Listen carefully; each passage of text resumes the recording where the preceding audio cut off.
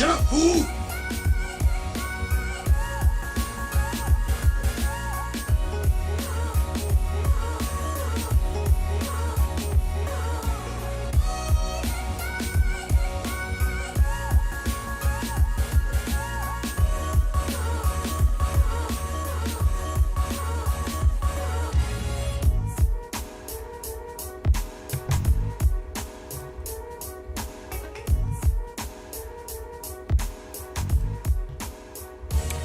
Okay, who is here first? Josephus Ravero. 1,000 Pine Points to you. Floyd FP, a long-time listener. 500 Pine Points to you. And Jammin, thirds, yes. 250 Pine Points to you. Josh Howard, did I make it on time? In time? No. You remember, Josh, when you were in junior high, how you were teased? That's how it's going to be here today for you. Just not good enough. Okay, question before I open it up. I critique often people like Mike Winger, William Lane Craig, Frank Turek, J. Warner Wallace, Gary Habermas, even Trinity Radio. What percentage of the population, I want you guys to guess, don't cheat and look it up. What percentage of the population are people like them? I want you to guess. Do it now. It's in percentage, 0 to 100. What percentage of the population, if we were to randomly pull people out of the United States, are similar to those guys I just mentioned, all those apologists? Because I got the right answer. I went out this weekend and I counted everyone. Greetings, Casey Randy. Hi, Reed. Hi, Chad. Kendra's here, token female. Oh no, Aaron's here too. 2 token females. You know, this whole apologist internet thing is typically a man's game. It's a man's world.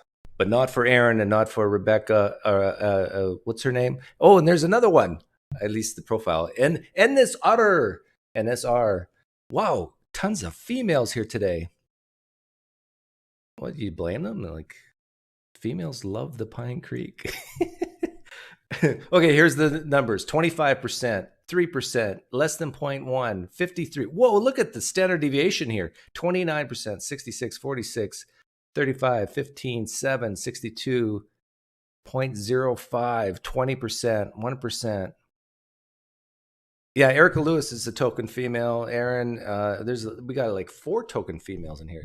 If we have too many, actually, some of you females have to leave because the other females are not going to be special anymore. Jamie, yes. Okay, you want to know the correct answer? I think I'm going to have to give out extra Pine Points for the correct answer. And the correct answer is 6%. And of all those people who guessed, I think Jammin, who was here third, will get an extra 250 Pine Points for guessing. It's 6%. So here's the question. Why am I doing this? Think about it. 6% of people. Maybe we should just forget about it. Forget about these people. Ignore them. But you know what's interesting is, what's the percentage of atheists in the U.S.? Isn't it also around 6%? Now, it's really hard. In my opinion, I think a lot of agnostics are also atheists. They're just too scared to admit it. But if you combine agnostics with atheists, I think we're approaching, is it 15, 20%?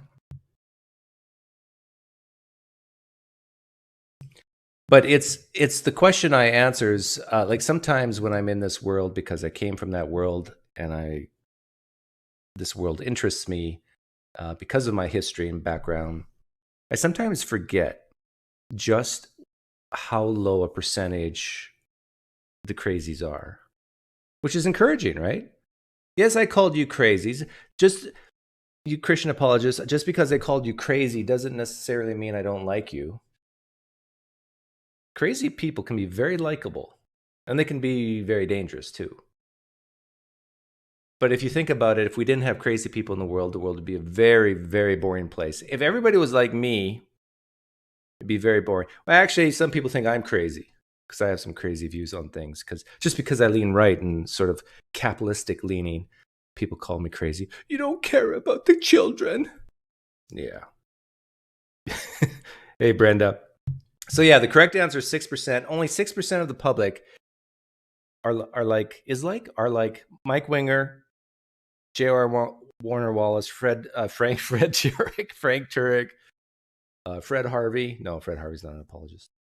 All those apologists. It's a very low percentage. And so there was a very interesting Barna survey that came out, I think the end of August, just a week or two ago. And it has Christian apologists just really upset and up in arms that the world's going to come to an end. The vast majority of Americans, 69%, self-identify as Christian. 69%. Remember the Pew poll, I think, said 65 last year, right? 65% or 2 years ago. And I predicted it would go back up because I think that it was too large of a drop, too fast. But I don't know. Maybe, I don't know. Nobody knows for sure, but it's probably in the mid to high 60s. And most Christian apologists, they look at this number here, 69%. They don't view hardly any of those Christians as Christians. Your favorite pastor from the church you used to come from will look at probably 95% of the people who call themselves Christians and say they're flag-waving phonies. That's true. But a closer look shows that at the same time, many in this group hold views clearly in conflict with traditional teachings, and only 9% actually possess a biblical worldview. Yeah, and they have a list here of different categories of Christians. I love putting Christians in a box. Don't you guys love putting Christians in a box? Now, what you do in the privacy of your own bedroom is your business, but no, I'm kidding. Self-identified Christians, 69%. Self-identified born-again Christians, 35%. Wait a minute, does this add up 40? This doesn't add up to 69%. What are they doing here? Is there overlap? Do some people belong to two boxes? I'm assuming this is still in percentage. Hey, thank you for the donation. How probable is that? Forgive me, PineCreek, for I have sinned. I have failed to tithe for a couple weeks, so may you renew your blessings upon me. How probable is that? Thank you for the donation. And I see that skin rash on your neck. And by the power invested in me through my boss, be gone, skin rash.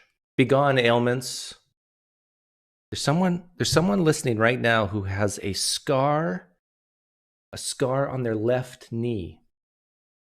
And the person listening right now with a scar on their left knee is having family problems, maybe not immediate family, but extended family problems. There's some type of conflict with your brother? No, with your sister or your cousin. And with the power invested in me, I declare that relationship restored. You see what we do here on the PineCreek channel? Not only do we tell the truth, but we help people practically. Josh Howard says, the scar in the left knee, that's me. This is how cold reading works. There's 150 and rising people in here right now. I bet you there's at least half a dozen people with a scar on their left knee. 6 plus 28 plus 35 is 69. 6 plus 20. Yeah, you're right.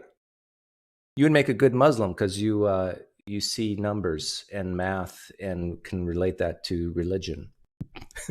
Oh, who was that in last week who was saying they believed in, was it a Muslim or a Christian? No, it was a Christian. My apologies. Actually, some Muslims believe this too, though. Yeah, how probable is that is healed from the skin rash? See, it works. Just ask for healing, I will provide it. But back to this. What's the difference between a self-identified born-again Christian and evangelical Christian? I don't know. I read this thing, and I still am not sure.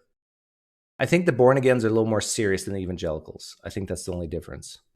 More serious about their faith. But it also said in this that there's like 70% overlap. Theologically born Christians. And then integrated disciples. Okay, theologically born Christians, I think it describes them as people having a Christian worldview. Now, integrated disciples, these are the troublemakers. These guys are passionate.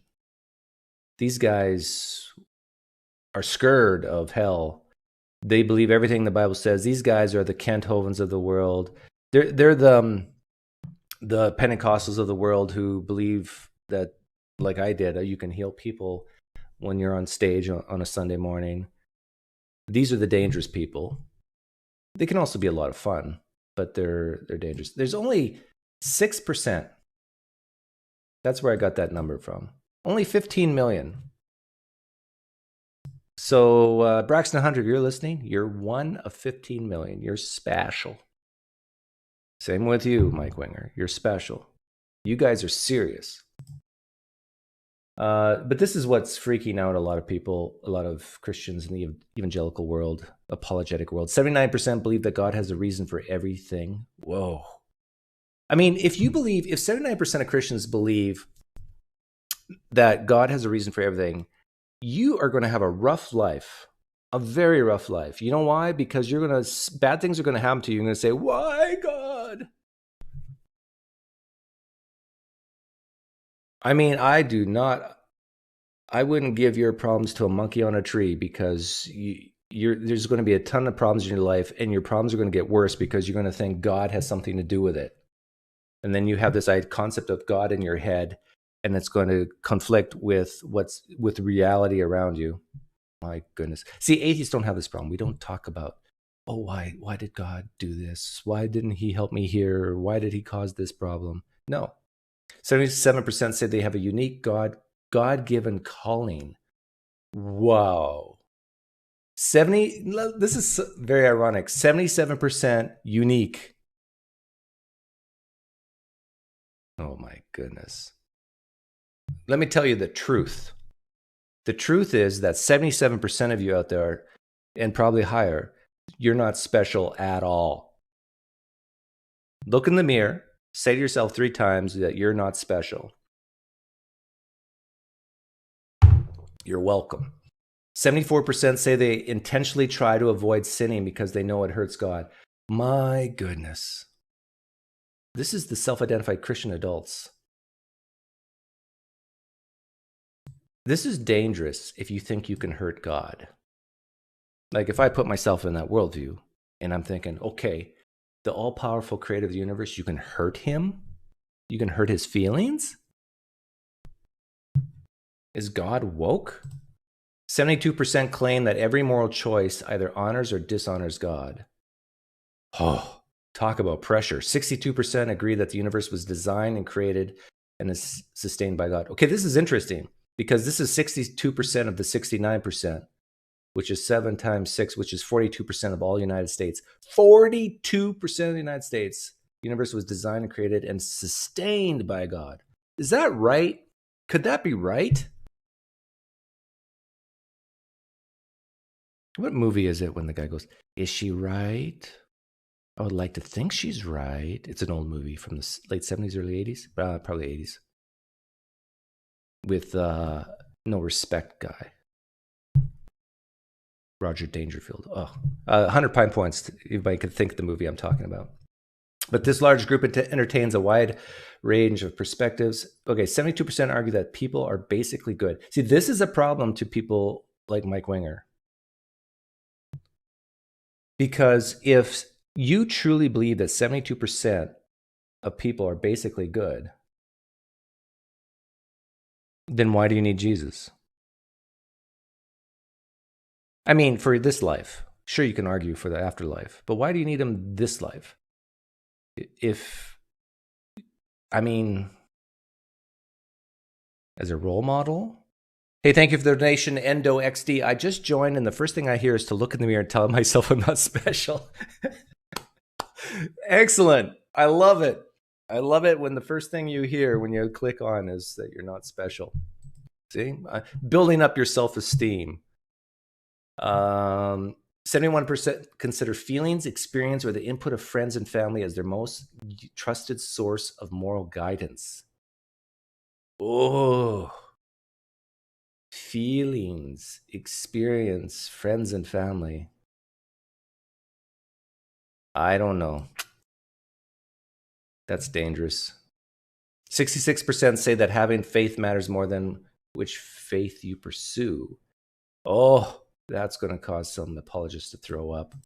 No, there's only one true faith. Just ask the Muslims. 64% say that all religion faiths are of equal value. Oh, the blasphemy. Scientology is just as equal value as Christianity? No. And don't these other faiths realize that all the faiths are actually Islam? 58% contend that the Holy Spirit is not real? What? Living being, but is merely a symbol of God's power, presence, or purity. Oh, now they've gone and done it. Now they've done it. Holy Spirit's not real. You're going to hell now. 57% believe in karma. Okay, karma, I'm not exactly sure what it is, but it's sort of like if you think good thoughts, it will come, or if you do something bad, something bad will happen to you. If you do something good will come back to you. Is a combination of all those things. But the thing is, if you say that if you do something good's going to come back to you. I actually believe that. Now, maybe I'm crazy, but I think if you smile at people and encourage them, odds are they're going to smile back, because we are monkeys. Monkey see, monkey do. And if you come into my house or come into my live stream room and you curse me out and call me an idiot, the karma will be you'll get booted. But maybe I'm mixing up the difference between karma and just regular circumstances. Overall, only 9% of self-identified Christians have a biblical worldview. 78% of self-identified born-again Christians. Remember, the born-again Christians are more serious type of Christian than the regular Joe Blow Christian, Joe Blow. 78% believe that marriage of one man to one woman is God's plan for humanity across all cultures. But you know what's interesting is that in the Bible, and I think even in the Quran, Solomon had 300 wives. And if this is God's word, it would say that Solomon had one wife and 299 adulteresses, and then 700 concubines. But it doesn't say that. It says 300 wives. So I don't know if God really wants one man, one woman, or that was his original design, just like being vegan was God's original design. But we don't do that anymore because God said it's okay to eat meat. But I guess God didn't say it's okay to, he didn't explicitly say you can have more than one wife or husband, but I guess it's implied. 72% believe that God is the all-knowing, all-powerful, and just creator of the universe who still rules the universe today. This is baffling to me. 72%. These people can't believe in evolution via common descent then, right? 13.568 billion years, really? God waited? The long, tedious, painful, causing extinction, pain and suffering process, random mutations of evolution. God did that. Sustains the universe today. You do realize a big rock hit our planet a long time ago and killed like 80 to 90% of the planet, right? That's sustaining the universe. Like, do these 72% of these born again Christians have to reject everything I just said in order to believe this? I think they do. I think they have to believe that the earth is 6,000 years old.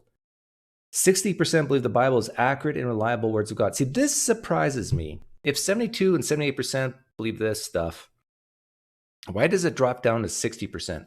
I think I know why. I think it's because of all the violence in the Old Testament.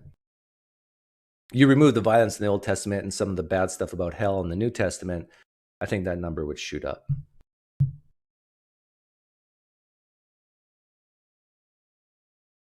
Yeah, 62% Holy Spirit not real.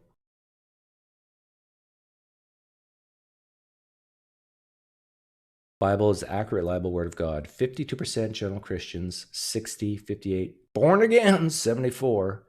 An integrated disciple. Okay, this is the 6% I was telling you about. This is the Mike Wingers of the world, the J. Warner Wallaces of the world. They're integrated disciples and good marketers. They can sell things. They believe the Bible is the accurate, reliable word of God. Ugh. God's the all-powerful, all-knowing, perfect, and just creator of the universe who rules the universe today. Why are they so low here? Oh, yeah, determining moral truth is up to each individual. There are no moral absolutes that apply to everyone all the time. See, now this is interesting. If you're an integrated disciple, I'm just going to pick on Mike Winger because he's fun. He's going to disagree with that there are no moral absolutes. But what really are some examples of moral absolutes to these integrated disciples, like these Christian apologists? Give me an example of a moral absolute. I know the answer already, but an example of a moral absolute that applied to everyone all the time. I can only think of one from their worldview perspective. Can you guess what it is? What is the one moral absolute that is true for all people for all time?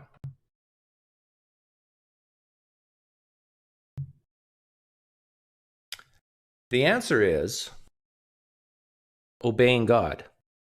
You should always obey God. I think everything else is on the table. You could say that sticking a knife in a baby's heart could be a moral thing to do. You could, for morally sufficient reasons. You could even say, Hillary's email said homosexuality. Well, that's a good one. But one could even posit that God used homosexuality in some way. Well, actually, he did in the Old Testament for his benefit, to show a greater moral truth or story. I don't know, for morally sufficient reasons. But one thing you can't say is that disobeying God can sometimes be good. It's always, always, always wrong for all people at all time. But when people say that, like the Mike Wingers of the world, who say that there are moral absolutes that apply to everyone at all time, ask them questions like, is it always, always wrong for all people at all times to stone a practicing homosexual? They will run from that question because they will have to admit that today we say it's bad, but for the Jewish people at a certain time in history, it was good to obey God and stone the practicing homosexual or the adulteress. Did adulterers get stoned too, or just the women? In fact, I don't think. Actually, here's anybody who is a theologian out there. Was it possible for a man? Yeah, I guess it was. I'm thinking of King David. But was it possible for a man to fornicate in the Old Testament? Because I thought that as soon as you have sexual intercourse in the Old Testament, you're married. That was the defining thing. But you could be an adulterer like King David and take someone else's wife, and that's bad, bad, bad. And I guess King David could have been stoned. I mean, as punishment. But yeah, this is some interesting stuff in here. But now I'm going to open up the room. Let me grab the link, post it, pin it.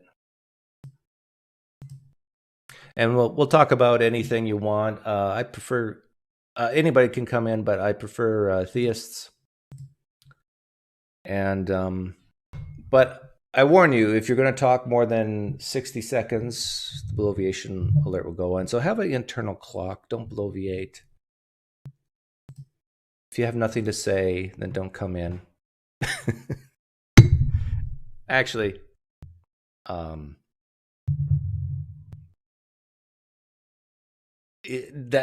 some people might get nervous and think, "Oh, I got to know exactly what I'm going to say, or otherwise I can't go in." I don't want to put pressure on you. Yeah, David was not some regular guy. It's good to be king. Yeah. I linked this live stream? No, I didn't. Did I? Oh, man. 100 Pine Points to you. Sorry.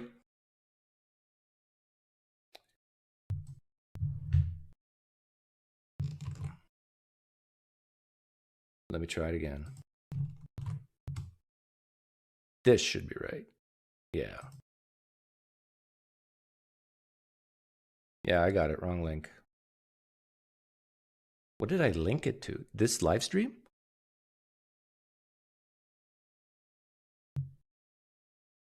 Hey, thank you for the second donation, Endo XD. I thought of Doug type question. Let me know what you think. Why would God promise Abraham flourishment only if he cuts his foreskin off with no painkiller? Why demand pain as a price? What would you have done?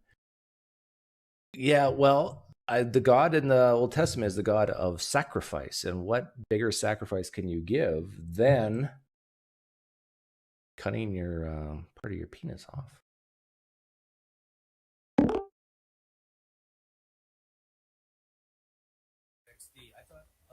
Hey, I can hear you. Hi. You're very quiet. Maybe I'm quiet too, but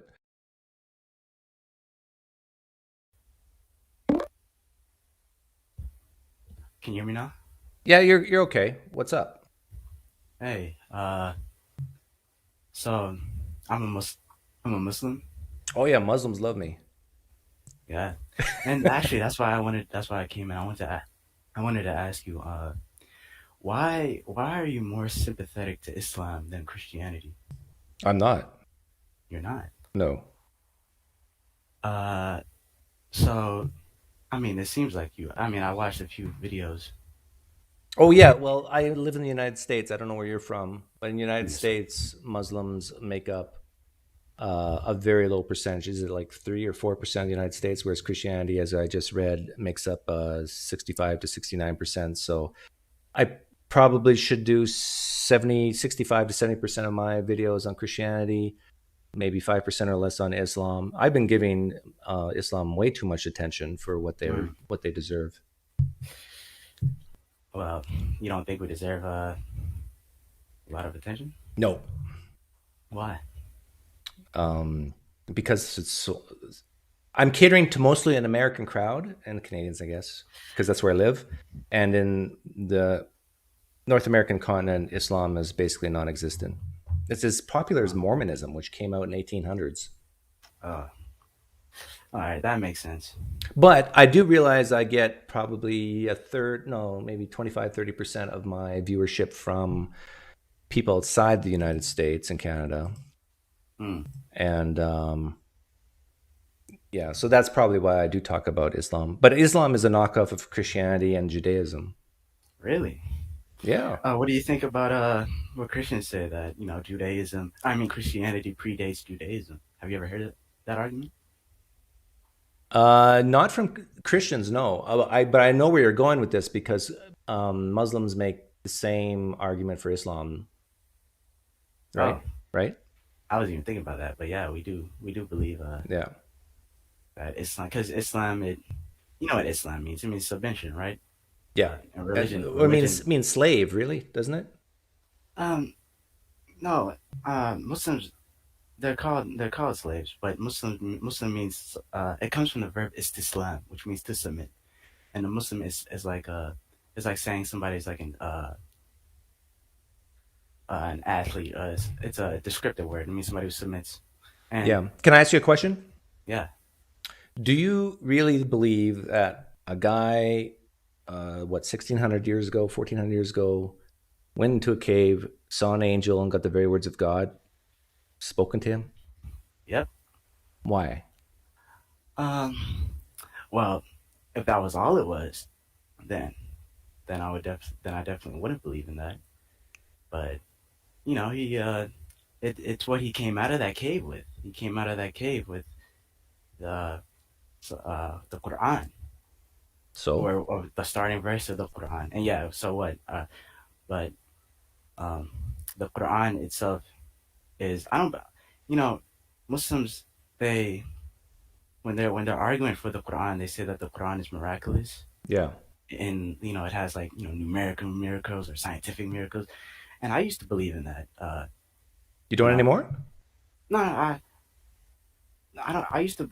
Well, they use that in their dawah, you know, uh, because it's the easiest way to explain Islam to somebody who when you're in a conversation you don't have to start from anything. Like, you can just say, oh, look at this miracle, oh, now you got to believe. It's like, just even if it is a miracle, that doesn't mean it came from God. Right. Yeah. So because Jesus Christ, in the Bible, he came, and even though people believe that he was God, uh, I'm going by the Christian perspective. He came, he did miracles, but he didn't really. It wasn't just about the miracles. He said, uh,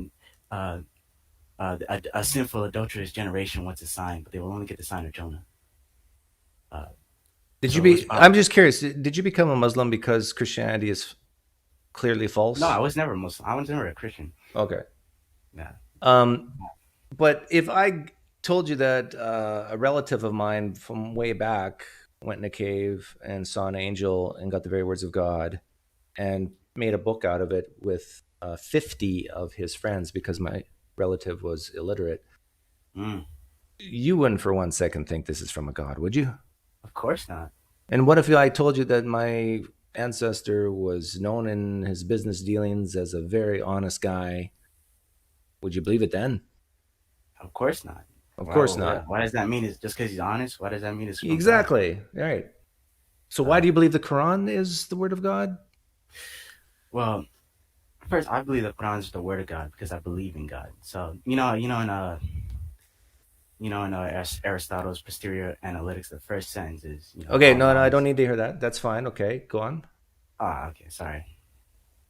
So why do you So, believe the Quran is the word of God? Because you believe God well, exists, step one. What's yeah, the next yeah. step?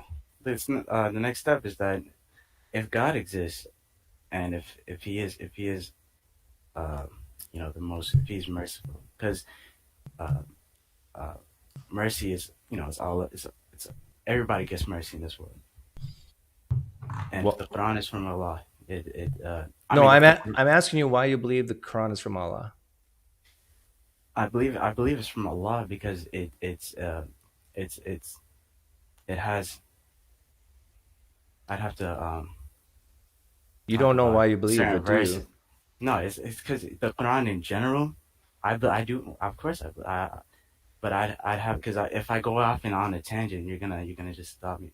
No, I it's a think it's very because you want me to demonstrate it, and I can't.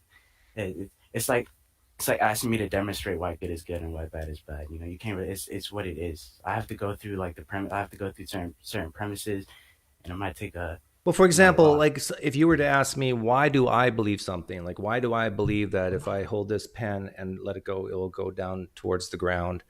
And I will say to you, well, the reason why I believe that because I can demonstrate it. I let go of the pen and it falls.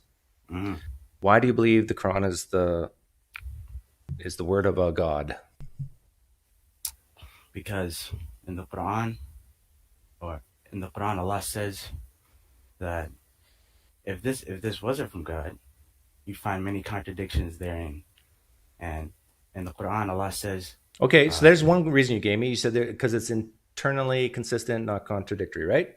mm-hmm. Christians say the same thing. Some of them do. Are they No, wrong? I'm aware. No, I'm aware. Yeah, I they're wrong, don't. right? I'm not too sure. I They haven't read it. harmonize. They use different translations, interpretations to make it fit. I'm sure that Muslims do the same thing. Am I wrong? I'm pretty sure. Maybe. Maybe. And even if it were true, that the Quran has no internal contradictions. That doesn't mean it's from God, does it? Mm-hmm. So I Okay, have to so ask. why do you believe the Quran's the word of God? Can I tell you the things I've heard from other professionals? Mm-hmm. And then you can tell me which one you like. You can choose. So they'll use something like the liar, lunatic, or author of God argument. Well, Muhammad wasn't a liar. Just look how good his life was. He wasn't crazy. Just look at his life. Therefore, he was telling the truth. That's one thing. And the other thing is that they'll talk, some of them, Muslims will talk about prophecies, but I think most Muslims shy away from that. I think that's the big one. And they will say what you I just like that. said, the internal consistencies. But again, that's all into interpretation and translation, and other religions do the same thing when they harmonize. Mm-hmm. I like that idea. The biography of the Prophet Muhammad Sallallahu Alaihi Wasallam. Uh, well, I'd have to tell you about this one incident. If I went into the whole thing, you probably just saw me. Let me just tell you like this one incident of the Prophet. Um, so you know the story about Muhammad Sallallahu Alaihi Wasallam, him splitting the moon, right? Yeah. There's no historical evidence for that because there's no evidence at all for it except testimony in the hadith. Uh, and there's um, so Muhammad. So imagine being a false prophet, right? Uh, imagine thinking, because he was in Mecca at the time. Imagine going to people who already hate you and telling them that you split the moon and they didn't see it. Would you would that they would laugh at you? Maybe some people did. Yeah, nobody did. What's that? Nobody did. How do you know that? People became Muslim. They're because it's No, in see, the hadith. this is faulty epistemology. Just It is. because, and the thing is, what's hilarious about this is that some Muslims will say absence of evidence is not evidence of absence. But in cases It's where not very convincing. in cases where we'd expect some evidence, like for example, if I told you that I split the moon last night, you would either laugh internally, not believe me, and maybe encourage me to go see a doctor. Yeah, what? And you know what? I guarantee you, if we had a time machine and went back, and if Muhammad even made that claim in the first place, which I even doubt, Why do you doubt it? Wait. well, because I think Muhammad didn't write any or didn't say almost any of the Quran. Really? I think he's a front man for like how many people put pen to paper with the Quran? Do you know? It was orally transmitted. How many people wrote the Quran? Do you know? Physically wrote it. I don't know. I think it's in the dozens. The dozens. Yeah. Uh, well, You didn't the know that? Quran. Maybe I'm wrong here. So is there an ex-Muslim in here who can verify in the live stream chat? I think it's in the dozens. In fact, I heard the number 50 thrown around. Well, even if it was written, you wouldn't be able to trace it back to Muhammad, unless, just like the way you can't really trace the Right. gospel. You can't trace it back to Muhammad. You're exactly right. Yeah, but the we don't. That's why we don't rely on just copies of the of scripture that was written at a certain time.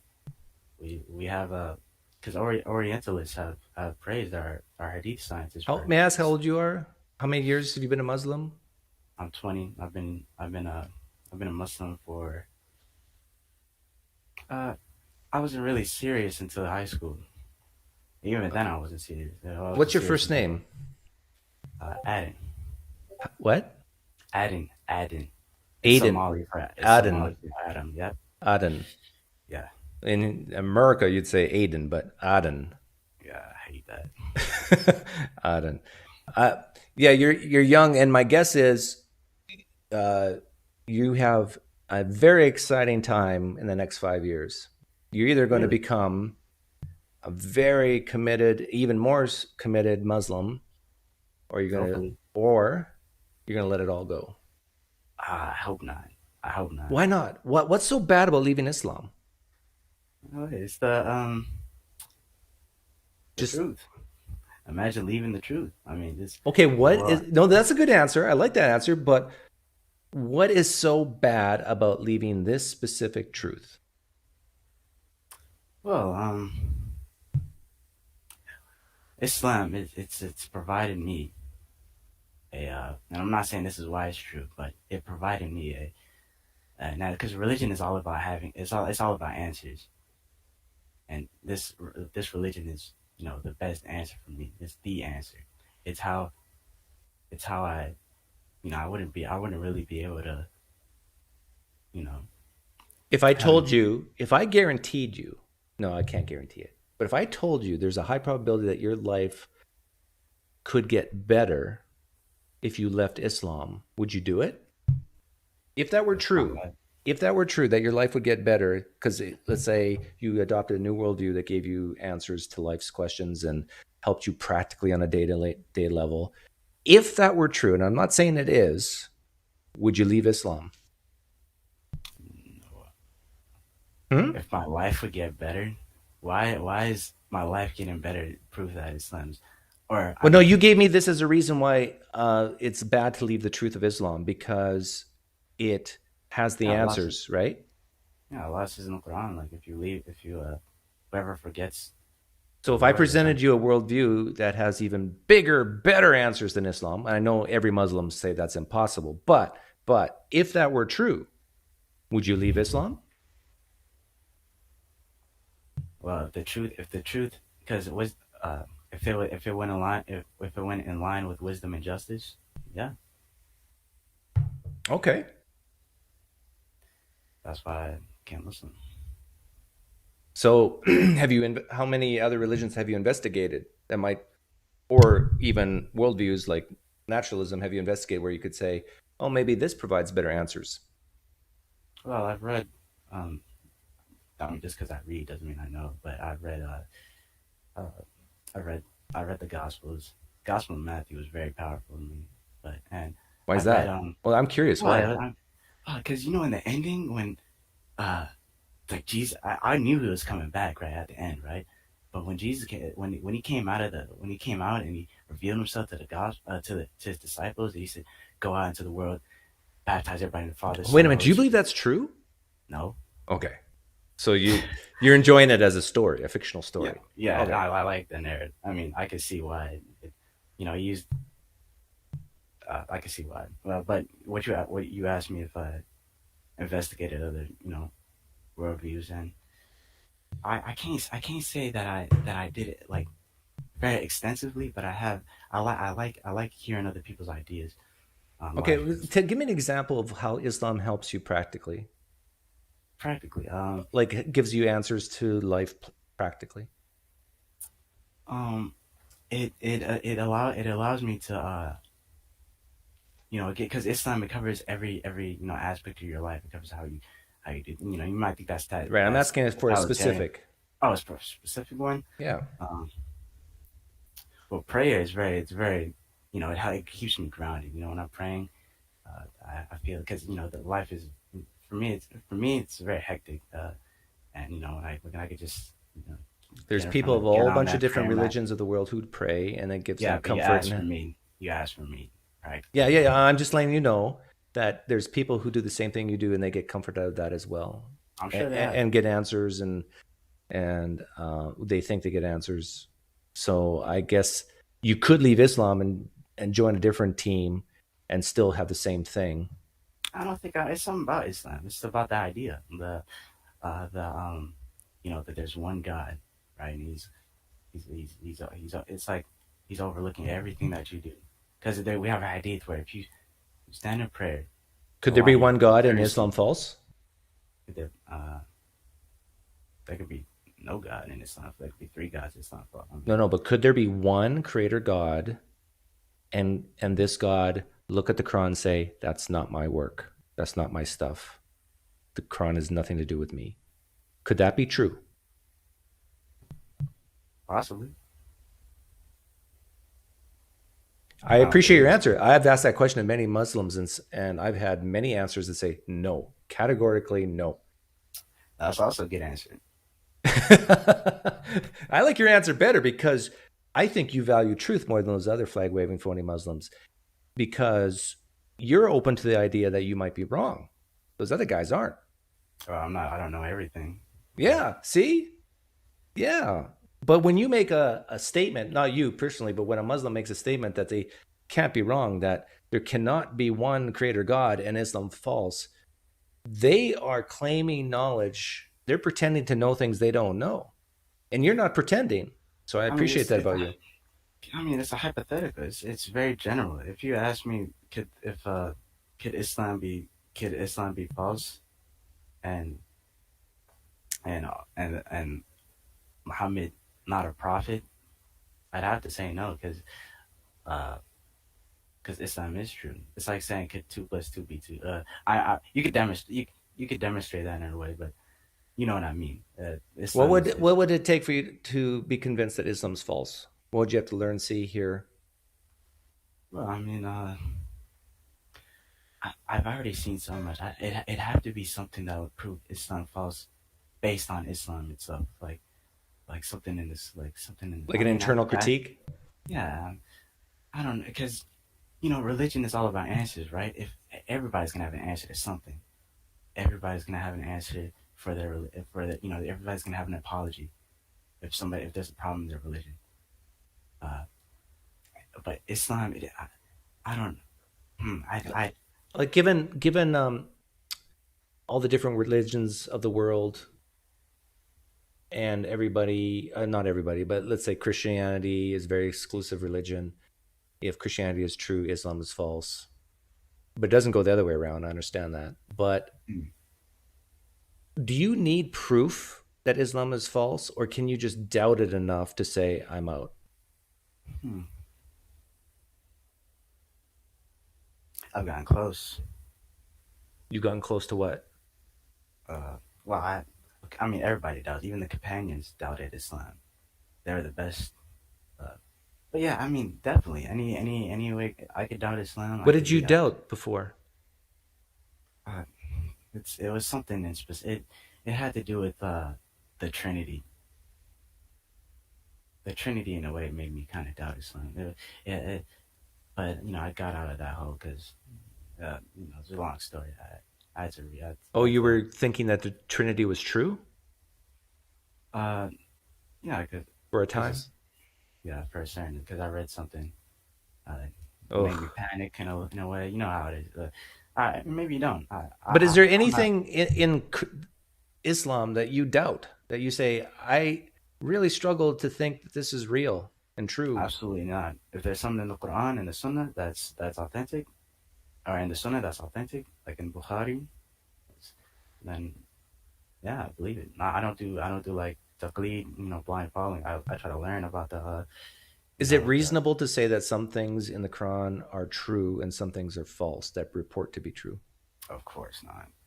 No, that's not No, I have to reasonable. say no. Yeah, it's not reasonable. Is it reasonable to say some things in the Torah are true and some things in the Torah are false? Hmm. Well, I mean, Is Islam it is not. reasonable to say some things in the Torah are true and some things in the Torah are false?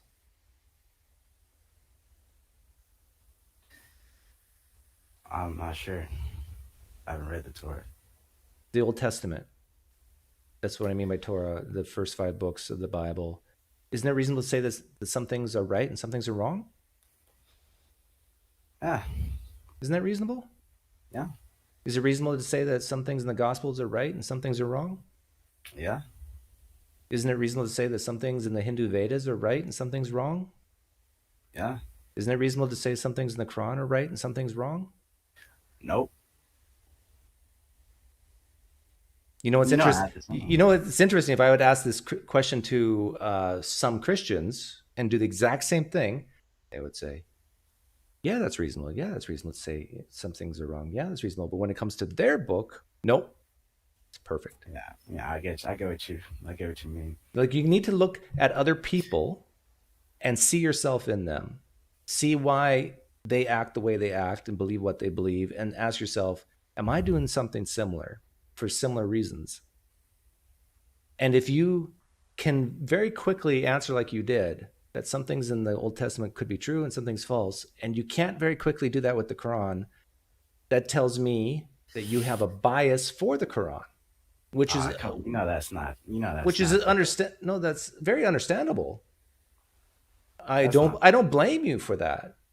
But if you value truth, you got to squash that bias as low as you can and objectively look at it.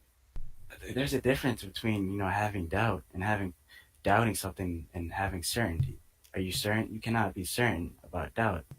You have to. I have to have some basis. I can't just doubt everything just because somebody else believes. Right. Okay. So I agree with you. So let's say let's throw certainty off the table. We're not talking about certainty here. How confident are you that the Quran is perfect and has no errors? Pretty confident.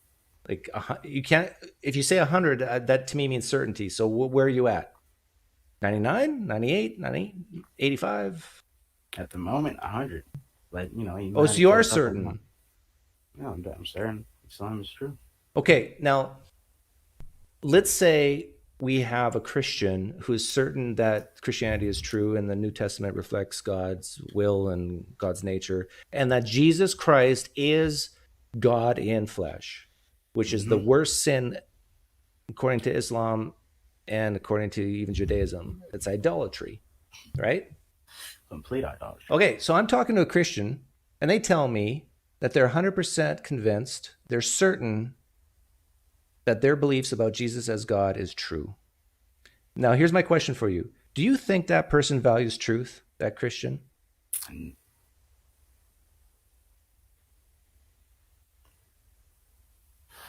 Nah. No, they don't, because you know why? Why?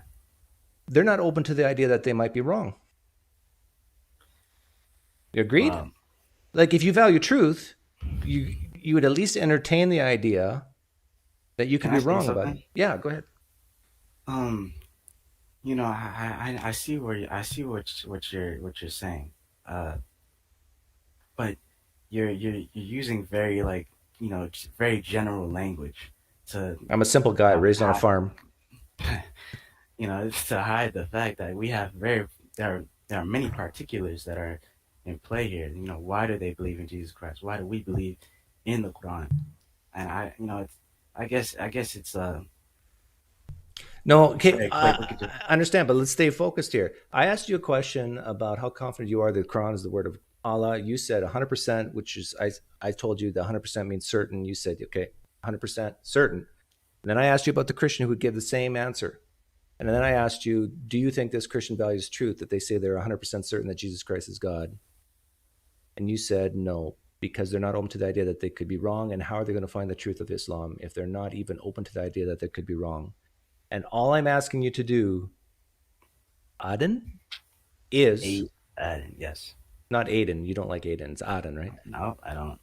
All I'm asking you to do is be open to the idea that the Quran might have some things true in it and might have some things false in it.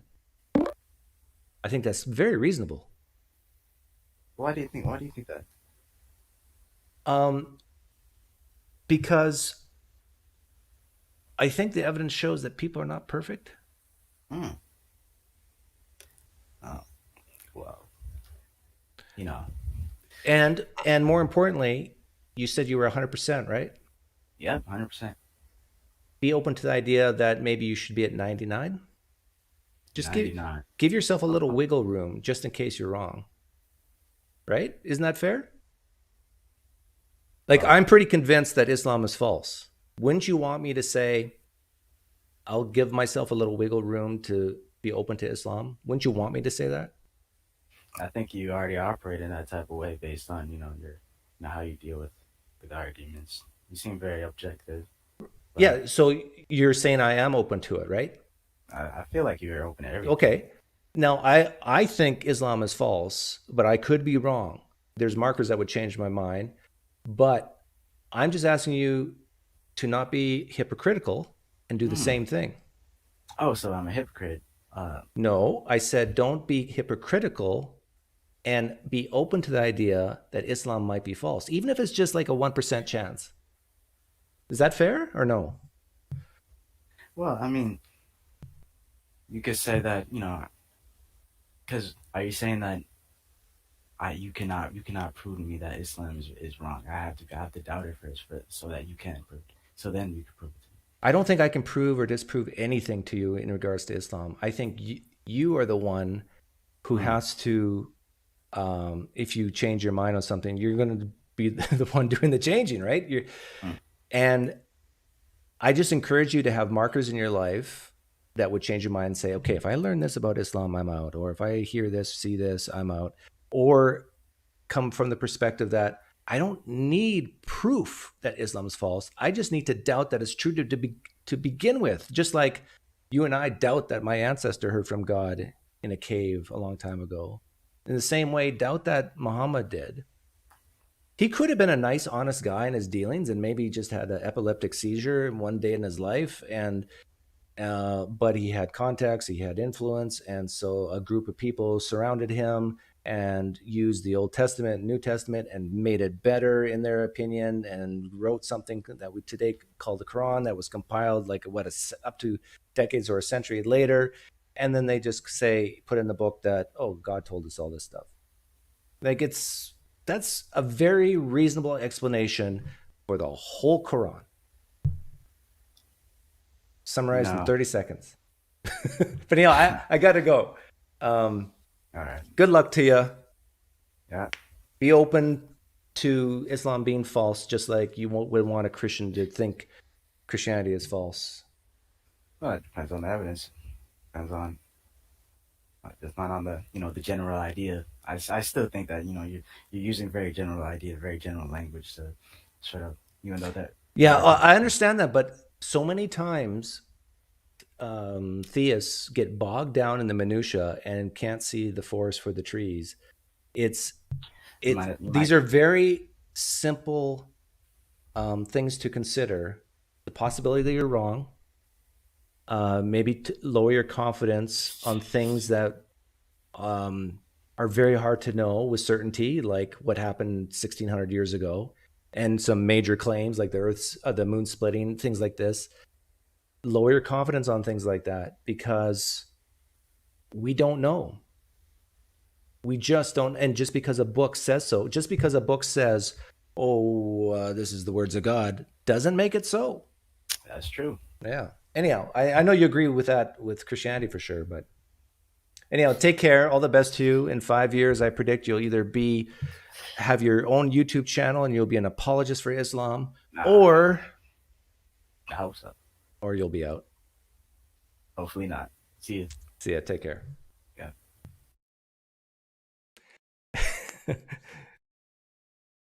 I don't know. I don't know what to make of that phone call. That call, was it sincere? Was it real? I think it was. Perfect Dawa, I don't know if I have the patience for you today. Dee Defeater. Hey, what's up? Good to see you. I think I know you. Yeah, yeah, I'm the one who Ethan appeared on my show, and you left a comment on it, and you said you were a fan. I said I was a fan of yours? You said you were a fan of Ethan. Oh, of Ethan. You're right. Yes. Okay, I remember now. Yeah. So what's up? Yeah. So there are a couple of areas that I would have disagreement with you. So I think I think you said that you don't think that the problem of evil is a compelling objection to Christianity. Is that No, correct? that's false. Never said that. Oh, okay. It said it's not a I, compelling argument for a general nebulous deity, but not for Christianity. It is a powerful argument. so would you say that it is a powerful argument against an omniscient, omnipotent, and omnibenevolent God? Yes, if the last word you said makes it powerful. Okay, and so the second thing that I think you've said that I think I would have a disagreement with you about. But given the track record of the first, it might just be the case that I'm completely wrong about your views. Isn't it interesting how people misunderstand? But anyhow, go ahead. Yeah, sorry. I saw the three-way debate that you did where you were debating the Jew and the Christian, I think. Yeah. And I think I misunderstood your position there. But anyways, so the second area so I think I remember at one point you said that you don't think that there's any evidence for Christianity. I said no. I don't think I've ever said that either. I think that there's no good evidence for Christianity, and it depends what you mean by Christianity. Like, was there a guy who lived 2,000 years ago who said certain things and did certain things? Yeah, I think there's evidence for that. But I don't think there's a good evidence that matches the claim that he rose from the dead. Yeah, so I would say that I don't think that there's evidence sufficient to establish a conclusion, right? I would obviously agree with you, as the name would suggest, I'm an atheist. But I think that there is evidence that should increase our credence in Christianity relative to what it would otherwise be, right? So if there was no historical evidence for Jesus, then I think the rational credence that we should assign to Christianity would be lower than the credence that we should assign to Christianity if given the historical evidence. I don't think the historical evidence is decisive. Can you refresh, because you froze on me? I can hear you, but oh yeah. Yeah, just refresh. You'll come right back, I hope.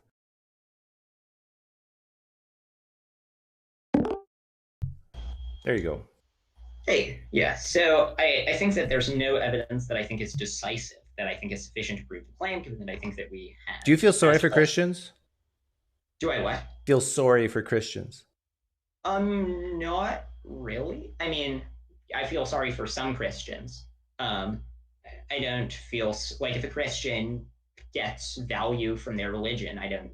Okay, so give me a piece of evidence you think that lends credence to the core claim of Christianity that a man rose from the dead 2,000 years ago. So I think that the fine-tuning argument does lend credence. I don't think it's decisive. I think no, fine-tuning argument is for God, not for Christianity.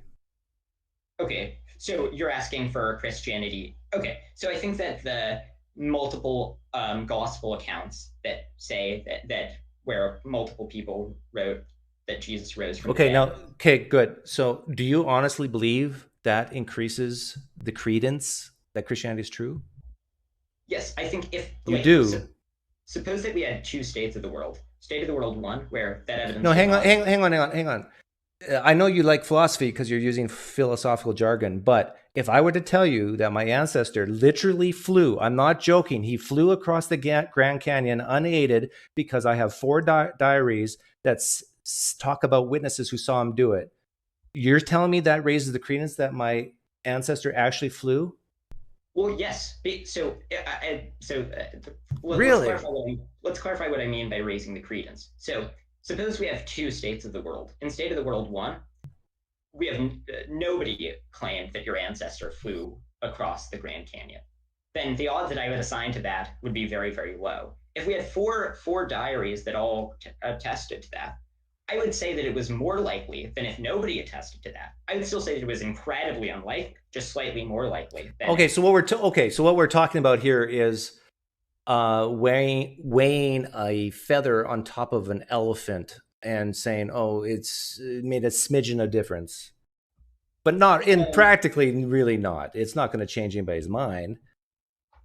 Yeah, I would absolutely agree with you that I don't think that it's enough to be decisive. I just think that it should increase our credence to some extent. Yeah, but you're talking about literally comparing a feather to an elephant. Because anybody can make up stories in books and say that this is what happened in history, right?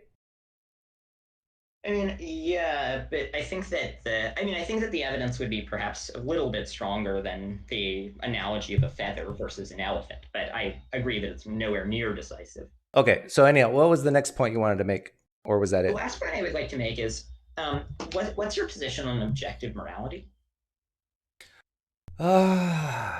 Well, it's a question, not a point. But. Yeah, it's a nice idea, I guess, maybe, but maybe not. I tend to think that morality is subjective, but I'm open to the idea of objective morality. like evolutionary law that we're slowly evolving towards, or something like that. I'm sorry, I didn't hear it. So you said, did you say I think morality is objective, or I think morality is subjective? Subjective. You think it's subjective. Okay, Yeah, that's an area that I would disagree with you about. I think that it's objective. And I would present a pretty interesting argument. Well, I think it's interesting, given by the philosopher Derek Parfit. But you know what? I don't care about whether it's subjective or objective.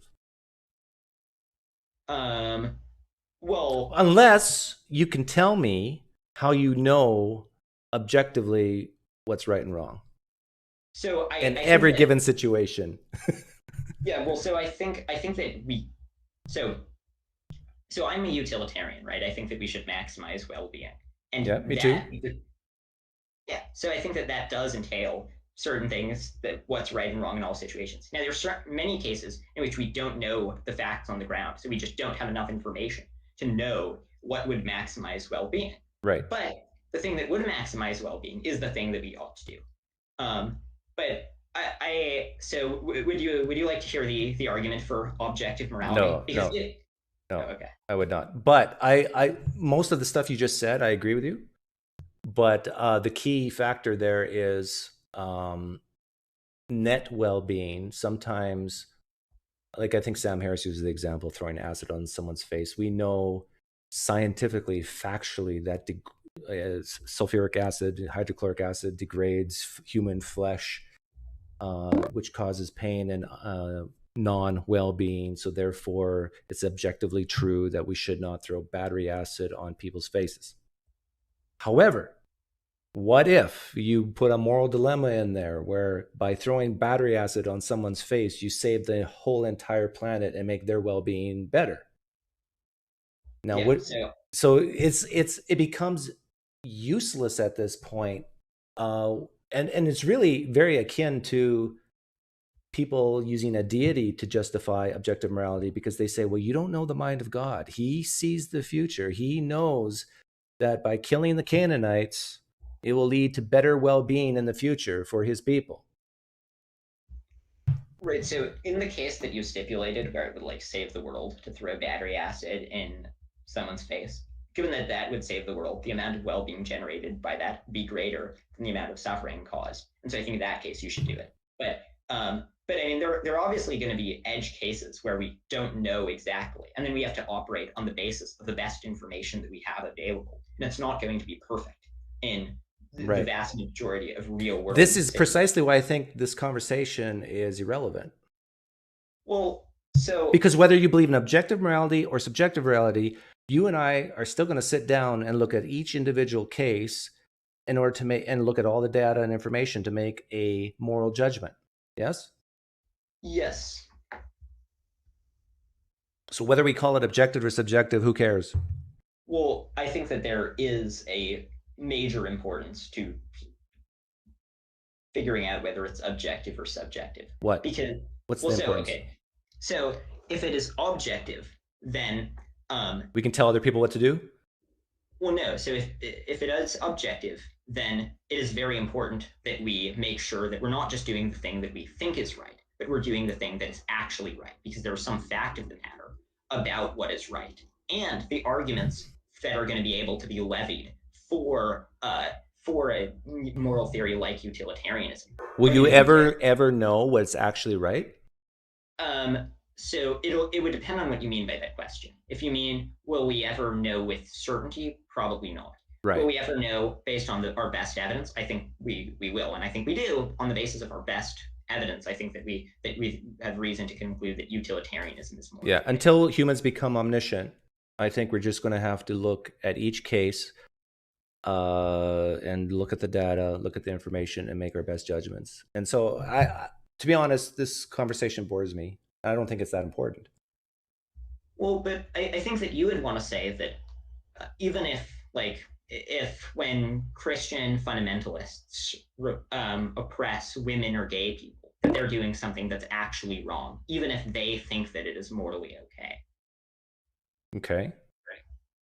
But absent an objective morality, it's merely a divergence. No. See, I would argue with them in terms of well-being, and basically say, okay, go against that. If you truly believe this is objectively moral to behave this way because God said so, I would encourage them to rebel against that objective morality. And so in other words, I'd give them what they want as far as objective morality, but tell them to go against it. Don't, so that moral duties I would separate from the moral ontology, to use philosophical jargon. In other words, make God cry, disappoint your God, and rebel. Yeah, so I would agree with you that what God's decrees don't have moral reason giving force. So we have no reason to think that whatever God says is automatically moral. But I think that, I mean, to say that who cares about what is objectively moral seems to me to be a sort of confusion in terms. So what I take objective morality to be is the things that we would care about if we were fully rational and fully impartial.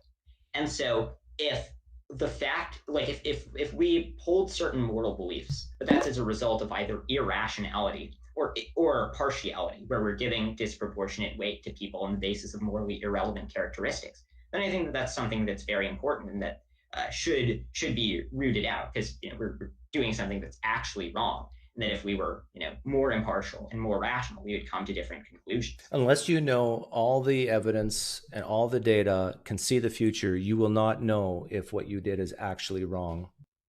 But we don't need to know everything in order to be able with to certainty. form. Yeah, I agree, and we already went through this, so I think we're done. Right? Well, wait. Can I just raise one point about one thing that you said? Sure. So what you said is that you think that that you would just sort of argue on the basis of well-being, but a fundamentalist Christian would just say, okay, I don't care about what would maximize well-being. I think that this other thing is morally right, and unless well-being is actually good, then really it's just a divergence of preferences. I would ask them why they think it's morally right. Give me your reasons. So then they could just say, well, these just happen to be the things that I care about. You happen to care about well-being. Then I would ask them, why do they care about it? Well, they would just say, this is a psychological fact about myself. Okay. Now, if they were to answer that way, I could say, well, I could mirror them and say, here's a psychological fact about myself. How do we figure out which is the best way to go? Or do we just do we just kill each other? Well, they would say, well, I don't want to kill each other, but yeah, we're just at this fundamental values disagreement that cannot be bridged, and so we're kind of at a... See, whether you believe in objective morality or not, it's going to end up two people trying to convince each other using arguments, evidence, and so forth, right? Sure, but that is a point in favor of objective morality, because with subjective things, we don't use our evidence and arguments and so forth in order to convince people about subjective things. So I don't try to use evidence and arguments to convince people to like chocolate ice cream, because it's a subjective thing. The only things where we apply evidence and reason and argumentation... I actually do that.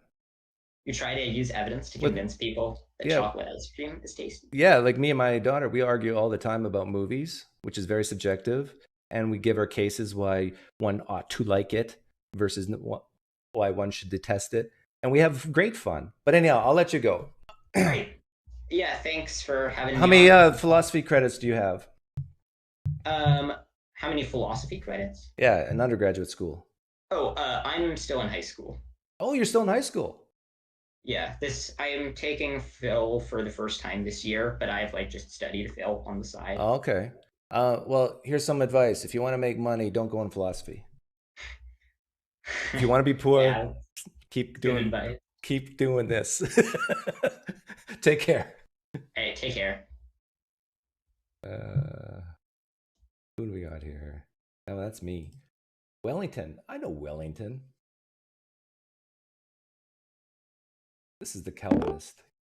I'm taking Phil for the... Hey, you're on, Wellington. How you doing? Good. Are you wearing undershorts and or are you wearing real clothes? I'm wearing real clothes in half. Okay, that's not what you sleep in, right? Yeah. Good. I don't know why I can't hear you on my phone loud enough without having to, because YouTube has a time lag, innit? You're not hearing me? I can hear you, but then I can hear you close enough, but which is fine. Okay, so what is the Calvinist Christian who thinks that I've been predestined to go to hell if it's true that I'm not written in the Lamb's Book of Life? What do you have to say today? I would say it even goes beyond that. It goes beyond that. Everything, the whole universe, and everything that relates to you personally, your current interactions and everything, have been preordained by God's eternal decree. Have you? Did you hear me talk to the Muslim earlier? I didn't. I missed it. I should go. Well, let me ask you a question. I'm going to ask you the same questions I asked him. Is it reasonable to say that some things in the Quran are true and some things in the Quran are false? Is that reasonable to say? I would say fundamentally, that's a very good question. I would say fundamentally, anything that gives half-truths, what we call half-truths, is essentially not true. It's either, we all understand a preposition should be either true or it's not true. Right, but that's not what I asked you. I asked you, do you think some things in the Quran could be true and some things in the Quran could be false? Do you agree with that statement? I would agree to say that when they say that Muhammad lived somewhere in the I don't need details. Just say yes or no. That is true. Okay. Could some things in the Hindu Vedas be true, that report to be true, and some things in the Hindu Vedas be false? I would say I would say some things are true and some things are false. How about in the New Testament? Are some things true that report to be true and some things false that report to be true? No. In terms of when it comes to the New Testament and including the Old Testament, I would say in its entirety, the account is true as is given. Okay, because the Muslim answered the same way you did. I asked him about the Hindu Vedas. I asked him about the Torah, but I didn't ask you that one. And I asked him about the Quran and the New Testament. He said, yeah, it's very reasonable to say some things in those other holy books are true and some things false. But in the Quran, no, it's all true. And for you, it's the New Testament. It's all true. That reports to be true. Like, I'm not counting parables and stuff, of course. But well, in any given text, in any given an account, if I'm telling an account of my story to you, there may always be elements of it some that is true and there's some elements of it that's not true. But fundamentally why we hold the New Testament as the inspired word of God is that everything that is given to you, the relations and what it is saying is true. Yeah, I don't believe that. But anyhow, was there something else you were going to ask or say? I would say that mostly that it's saddening to see that theists tie themselves into knots of trying to prove or demonstrate that God is true, that God exists. Well, they're trying to prevent people from going to hell. They're trying to prevent people from going to hell. That's what they're doing. Well, the fact is that you can't prevent anyone going to hell and you can't prevent anyone going to heaven because it's preordained. Yeah. God has set it in place and it is what it is. So you trying to tie yourself up in knots, it's not you demonstrating an argument for God's existence or indeed for his non-existence that will change the reality of the world that will come after all this temporal creation goes away. Yeah, it won't. I can understand how Calvinists they don't have this problem. However, doesn't this decrease your passion for evangelism, having these thoughts? Absolutely not. Actually, if you look at the most effective way of disseminating a philosophy, if you make anyone, the Muslims use it, if you make anyone believe that this is what God has set in place for you and you believe it, in fact, it galvanizes your zeal towards your ideal that you're aiming for. And really, as Christians, that's what we do. We are here to galvanize you and to make you come to a realization that God has chosen you. No, but you can't do that. Only God can do that. He's the galvanizer. He is. He works through. He works through means, and he works through people, and he works through stories of people. That's how he communicates. Yes, I understand, but it's all been decreed before the foundations of the universe, including us interacting, me and you interacting, me and you having a debate, me and you thinking, because me and you talking together, there are other rational beings who can understand what me and you are talking about. And remind me, do you believe in eternal conscious torment, or are you a annihilationist guy? No, I'm not an annihilationist. Is that you here, Dave, you are eternal. There will never be a time that you will cease to exist, ever. Yeah. But you believe that hell's like really, really bad. Indeed, it's an eternal existence of torment. Yeah. And as much as heaven is an eternal existence. So tell me if I got any of this wrong from your perspective. God exists. He has chosen for his glory some to go to heaven and some to go to hell before he created those people. And hell's really, really bad. And God could have chosen not to create, but decided he would create in hell, knowing that some people go to hell. Do I got that right? Oh, absolutely. Not just about hell. Don't forget to talk about the eternal bliss. Nobody cares about eternal bliss. It's all fear. It's about fear aversion, not reward seeking. Because I bet that you would be okay if you had two choices. Either get rid of heaven or get rid of hell. Well, let me ask you, what would you choose? You could only have one or the other, but not both. Which would you keep?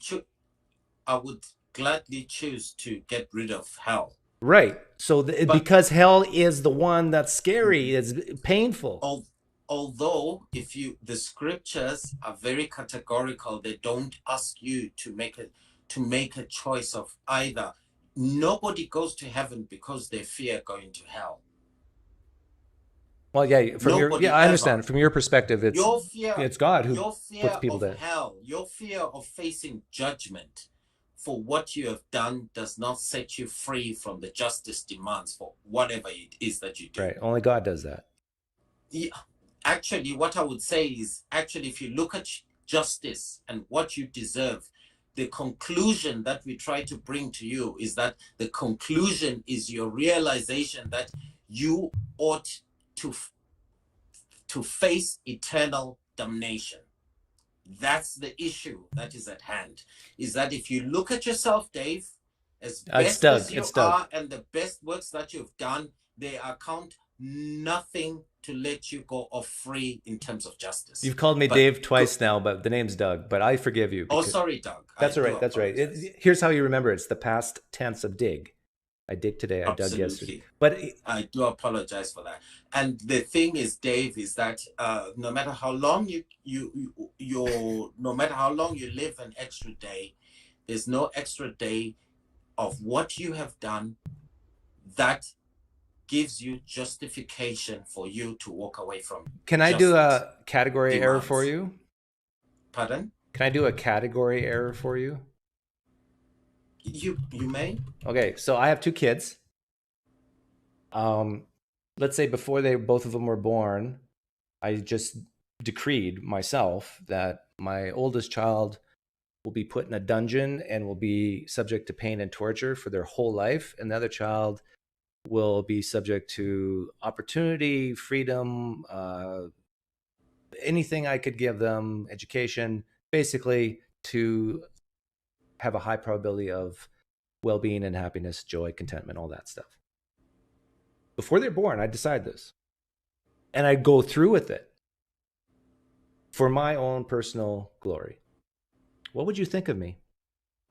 Oh, Doug, this has been addressed already. What would you think of me? Yes, but there's a context to everything, Doug. What would you think of me? I'm answering you, and you should be open enough to hear my answer to your question, and I want to answer it completely. Is that this issue that you're asking me about has already been dealt with within the Bible, and probably the Bible is the only one. I'm not talking about the Bible. I'm talking about me. What would you think of me? You as a person or you as God? Me as a person. You as a person, I don't find you capable to even make that decision. Is why should you, Doug? No, in this thought experiment, I do this. Perspective and your life of privilege, if you have any. What do you think of people who torture other people? If you don't have any, who are you, Doug, to want to make such an eternal decree upon that? I would question you. Absolutely. Who are you? What would you think of my character? I would think your character, Doug, to be way beyond your capabilities for you to choose such a thing. Would I be a good guy or a bad guy? I would think you're a reasonable guy. Would I be someone that you would want other people to emulate and copy, or someone who you wish was thrown in a dungeon? I would have a personal issue with you personally to want to deal with you, Doug, before I deal with other people. What would be your personal issue be with me? Yes, absolutely. You have made that personal decision, and I would want to confront you, Doug. And what would you say to me? I would challenge you. Who are you, Doug, to make such a decision over my life? No. What right do you have? It would be my children's life. Over my life. What gives you the audacity? I brought them into the world, Wellington. I brought them into the world. I created my children at Wellington. They're mine to do with what I please. I brought them in. In fact, both my kids are test tube babies. I paid a lot of money for my kids. Since I bought them, I own them. I brought them into the world. I created them. And if I chose before both of them were born for the oldest to be in a dungeon and tortured, and the younger one to have a glorious life, that's for me to choose. Who are you to step in and say I shouldn't do this? If they're completely yours, Doug, I would. There's certain aspects of your children's life where you make a decision that I have no bearing to question you otherwise. Would I? What right, what imperative do I have to intervene? Okay, but you can give your opinion of what you think of me and my decision. And would you think the way I'm conducting my life with my children is good or bad? Wellington, this is not a tough question. It's rhetorical. You just say bad. No, I wouldn't necessarily. The reason why you're not saying bad is because you know if you say bad to me, you have to say you're more compelled to say bad to God.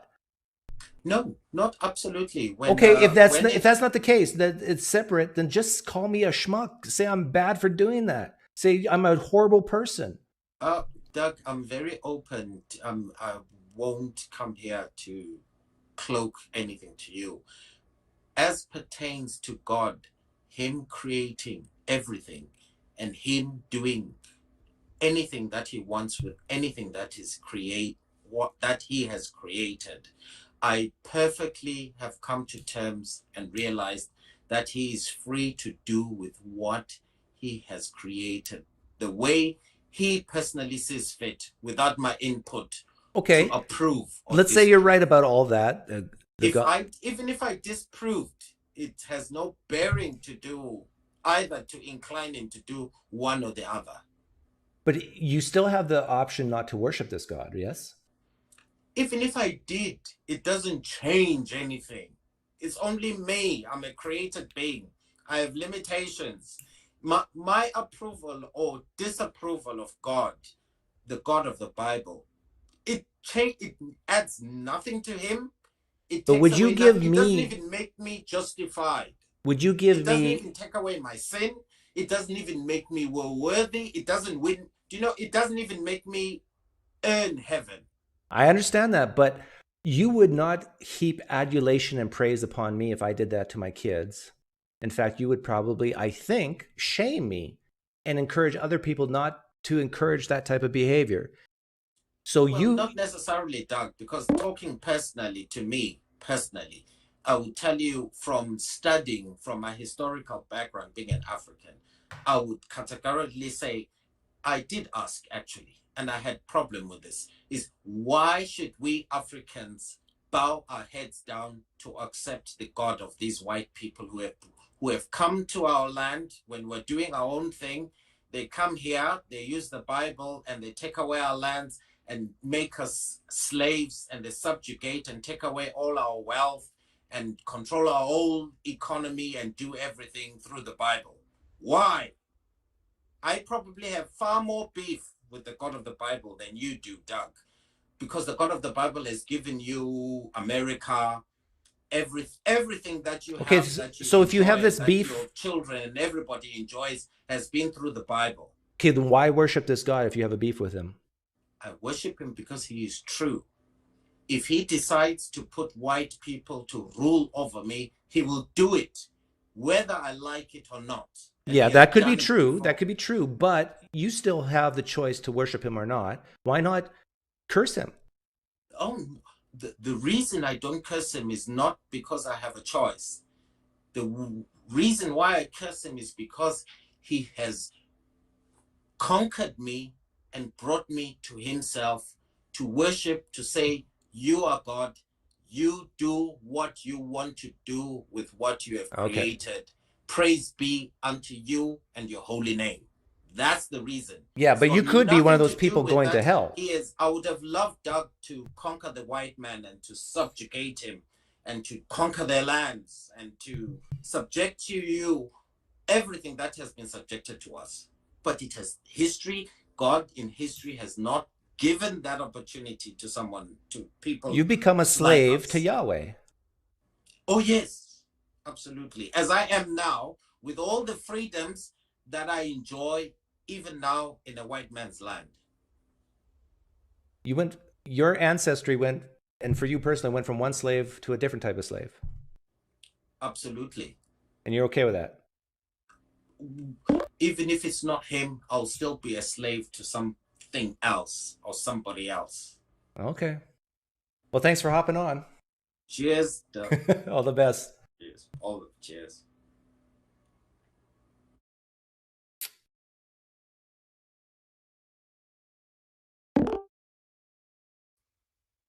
Hey, Shell. Hiya. How are you? Ooh. Ooh, I was just listening to the end of that. I was like, whoa. I was really surprised that You have to be easy on me because I've had like 2 in a row now. Yeah, so I think this is an easy question I've got for you. So Okay. I can't see you for some reason, but yeah, I know. It's yeah. forgive me. The live stream can see me, but you can't. Okay, that's okay. Yeah. Actually, you know what? Hang on. Let me try something. You can see me now, right? Hey, now I can. Yeah, yeah. I can see myself again, but I can see you too. Oh, hang on. What did I do? Oh, wait, hang on. Yeah, you know what? Okay, anyhow, let me do that. No, forget it. Okay, what did you want to ask me? So this is a theology question. If you put your old Christian hat on, or just a question like, up until recently, I actually thought that it's kind of related to what the last caller said in terms of, I thought most Christians believed in hell, and I'm coming to realize that actually a good proportion of Christians don't believe in hell, maybe annihilation or something like that. But what I don't understand there is, what is Jesus saving them from? Good question. So is that an adequate question, or is like, do you know what the response is to that, to more, I guess, progressive Christians that don't believe in hell? They would say that Jesus is saving them from themselves. They're saving them from their life as it is. Yeah, their life here on planet Earth. I'm making wrong decisions in life, being hateful, because Jesus said to love your neighbor. And so Jesus came to conquer death and to give life and life to the full. So they would focus on that verse, and that life to the full is not only in the afterlife, but here on planet Earth as well. So you can do away with the concept of hell, they would say, and still have a need for Jesus. However, I think that's all bollocks, because I think it's pretty clear that Jesus came to save people from a really nasty place. And whether that nasty place is just separation from God or actual torment, hell, doesn't matter. Jesus came to save people from the separation from God, and so they can go to heaven or a new earth. Even that's up in the air. But it's a good question. I mean, I was just surprised by this when I heard this recently. And I thought, how does Christianity still exist if if you don't believe in hell? Then, in a way, but apparently it's a lot of people that are in that position. Yeah, it's a cultural thing, I think, for many people. Yeah, and it does answer some questions for them, like where do we all come from, and morality, and community, and. But it wouldn't explain why Jesus is the hero in the story anymore, right? And given that it's focused on Jesus, well, they would say that he is an example of non-violent rebellion, pacifism, love. They say love all the time. Okay, yeah. Yeah, these flag waving phonies. But then he doesn't have to die and be born for that. He could just be the preacher that he was. Yeah, there's a lot of Christians who would say that Jesus' death wasn't even necessary. Yeah, but it just happened, and so God used it as an example of sacrifice and not pushing back. And like Christians like John Dominic Crossan would say that although he doesn't believe Jesus Christ rose from a dead body, but there's what's his name, David Bentley Hart believes stuff like this, that it's more victory over death and victory over sin, and not so much victory to get out of hell or stay out of hell. Okay. Cool. Anyway, that was just my question, and I thought you'd have an answer, which you did. So thanks. But I do think that for the two biggest religions in the world, the reason why they're big is because of the concept of hell. Yeah. I mean, I think that would keep people in a religion, right? Because that has a lot of fear behind it, and typical. I think on the previous call, if you're like a Calvinist, I think it breaks down as well, right? Because of the whole, why does God send himself to save people from himself that he already sent down to, it's cyclic then, right? That meme is correct. And even Christians will admit that, right? Christians will even admit that meme of, we have the Jesus knocking on the door, let me in. Why? Because if you don't let me in, I need to save you. Save me from what? Save you from myself. It's like, the meme is technically correct, but it just makes Christians look stupid, and so they don't like it. Unless you also put the devil or other people on a pedestal at the same power as God, because then you can say there's a heavenly battle going on, if you will, or well, you know how he is trying to save you from this thing that could get you as equally as I could get you. You know how the phrase Antichrist is out there. One can make the argument that Satan preceded Jesus in a way, and Jesus came to be the anti-Satan. Yes. To overthrow Satan's power, and then it's going to be reverse, and then the Antichrist is going to come again. It's just I mean, that at least makes more sense, right? That I think the world is more explained by there is actually, if you believe in evil, and that it's better explained that evil just exists separate to these good things, and there is a battle going on, and then you can explain all the evil things in the world by evil itself, right? I mean, I don't believe that, but I can see that making much more sense, like polytheism kind of makes more sense to me, because it's a whole bunch of forces acting on each other that could produce a chaotic world effectively. Anyway, Neil, thanks for popping in. I got a couple other people who want. No worries. That was just the quick question I had anyway. So thank you. Bye. Bye. Let's see here. We got two people showing their face, so they get preference. Oh, Joakim. Hey, Andre. Hi. I know you can't. I'm doing well. I know you can't see me, but you can hear me, right? I can hear you. Yeah. What's up? Oh, everything's okay. I was finishing hearing the last caller. And how are you doing with this fake religion, guys? I have the only true religion You do? myself. Yeah, What's it called? I'm a dudeist. You know, I just watched half of that. Was it last night or the night before? That movie. It's a very good movie. It is. Yeah. Yeah, yeah. I have the vodka, I have the coffee liqueur, and I have the cream. I have all the three gospels, Are and you, they exist, and I can test it. are you Russian in descent? No, I'm Brazilian. Oh, Brazilian. Okay. Brazilian. I am the anti-Otangelo. I'm the not Tangelo. Oh, yes, because Otangelo is from there. I had another guy from Brazil I thought on the other day. Oh, yeah, Yeah, I did. He was really? from southern Brazil. What language did he speak? He spoke 4 languages, but I forget. No, I just speak Portuguese. Okay. Was there anything else you Just wanted to say other than you're a dudist? no, just to thank for your videos. You're really very patient with these guys, all these guys, and I think you're doing very good work. Oh, I appreciate And that. and and it's very nice to hear you and the way that you engage in all these conversations. Sometimes I I I think I want to choke someone of your of your interlocutors, but no, you're very good on your. Well, some people think I'm not mean enough. I mean, I should come down harder. No, I don't think it's a very good strategy. If you use the Matt Dillahunty strategy, it's not going to be good. I Yeah. don't think so. Well, This that's why I guy, call this this the guy that atheist inexperience. exactly, this guy Wellington is you really touch in some kind of wounds that we have in our relationship as humanity, as I think, and he still did not get it.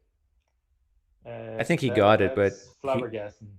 he was in fight or flee mode. Like he got what I was saying, the questions I was asking, where it was leading. He got all that, but he just can't go there. Yeah, yeah. I think it's very difficult for him. Yeah. It's very difficult for him to go there. But thanks a lot. Yeah. Thanks a Well, lot. thank you I for the just kind called words. it. I just called it. And if you want to talk with not Angelo, call me. Well, if you want to play poker, email me.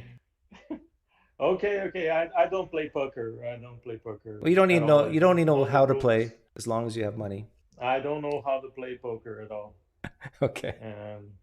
So I would give you lots of money until I learn how to play. Okay. Well, take care. Okay. Thanks. Take care. Bye. Keep the good work.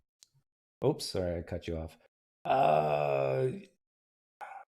Do I know who this person is? Yeah, I know you. You gotta turn off your YouTube tab. Hi. Can you hear? I'm doing well. I'm good. You're looking very handsome today. Yeah, thanks. Although I need to straighten up my teeth. No, you're British. You don't have to. No, never mind. Anyway, What's up? well, I'm doing good. I'm on my phone, by the way. Yeah. Did you have a question for me? My question is, Or comment? back from the mental facility again. Uh-oh. This went nuts. Anyway, so hang on. You went to the hospital recently? yes, again. Okay. What happened? They thought I went nuts. Uh-oh. Are you on medication right now? Yes, but I'm out there now. You feeling all right? Yeah, I'm feeling okay. You seem a little sleepy. I am because of 500 the 500 medication. You know, the 500 milligram. And it's not milligram. It's something. Yeah. So is this I've got like 2 questions, if that's okay. Sure. Is this chat time, or did you do a response to someone? No, you can ask whatever you want if that's what you're asking. I'll try to give you a funny answer so you smile. How's that? Okay, but did you do a response to someone before? Because before you do any of this, you do a response to someone at the beginning. No, I didn't. I read a poll from Barna on that only 6% of Christians are really serious, really, really serious, and know their stuff. All right. Okay, so who are you gonna do a reply to next? That's a good question. I'm starting to get a little bored of them all. You have suggestions? I don't know. I'm not sure exactly. I mean, me, I have to keep. Personally, I think I don't have any suggestions. Can't think of anyone really. You want to hear a joke? No. No. No. I'm going to tell you the joke anyhow, and I want to see if you laugh. Okay? You're already laughing. Okay. So, what did the snail say when riding on the back of a turtle? Went too slow? No. Wee. Wee. It's good, yeah? Yeah, it's good. Okay. Well, I'll let you go, okay? Okay, go. And take care of yourself. Yeah. And get rest, drink lots of water. I do drink water nowadays because I want to boost up my testosterone by 7 times 10, which would be 70, right? Yeah. I'm the expert on testosterone. Did you know? Really? Yeah, I got paperwork to prove it. I was tested a couple years ago, and my levels, let's see if I can remember, it was like something like 1,400 nanograms per. Is it nanograms? Nanograms per liter or deciliter? I forget. But the moral of the story was I had more testosterone in me at the age of, I was in the late 40s, than most teenage boys, like 18, 19 years old. Not a teenager. I know, but I'm just saying that if you need some testosterone, I can lend you some. I don't think that will be possible. Okay, take care.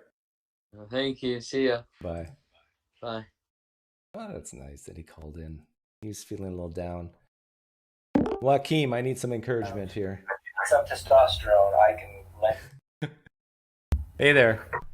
Hey, how you doing? I'm doing well. It's like had a couple really bizarre calls, but anyhow. Yeah. I want to assure you that if I sound tired, it's not because I'm heavily medicated. It's because I'm tired. Okay. I'm not sleeping enough. But I did want to. I wanted to say a couple of things. For a couple of episodes now. The first one is about annihilationism. And I've been following annihilationism since before it became popular. Before Chris Date started talking about it, and not many Christians called themselves annihilationists from my experience listening to Christians. But now I hear it all the time, and I think it solves some problems for Christians because I think a lot of Christians have they have emotions and feelings like everybody else, and they know in their heart that it's just awful. The idea of somebody burning forever is just like something that they can't reconcile with a loving God. So they move to annihilationism. but annihilationism poses a huge problem as well, because for 2,000 years, the Christian church has largely, almost unanimously taught and believed that, in eternal conscious torment. So they were wrong about something that Jesus talked about all the time, like that the Bible talks about all the way throughout over and over again. They were wrong about it.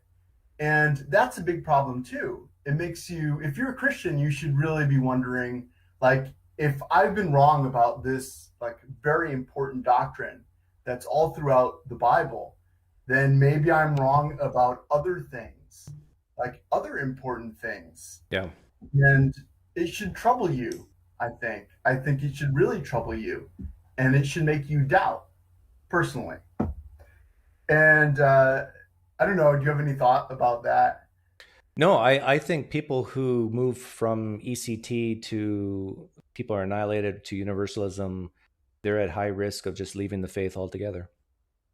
Well, there are a lot of people doing that, so that's probably not a good sign for Christianity.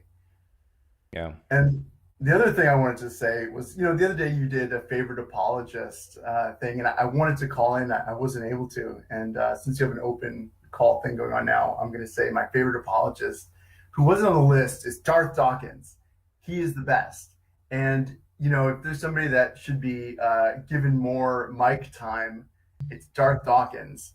And the reason is because, I think that there are two. I've noticed that there are apologists who are really aggressive and can be really mean, and not just Darth Dawkins. There are a lot of them that can be like insulting and rude and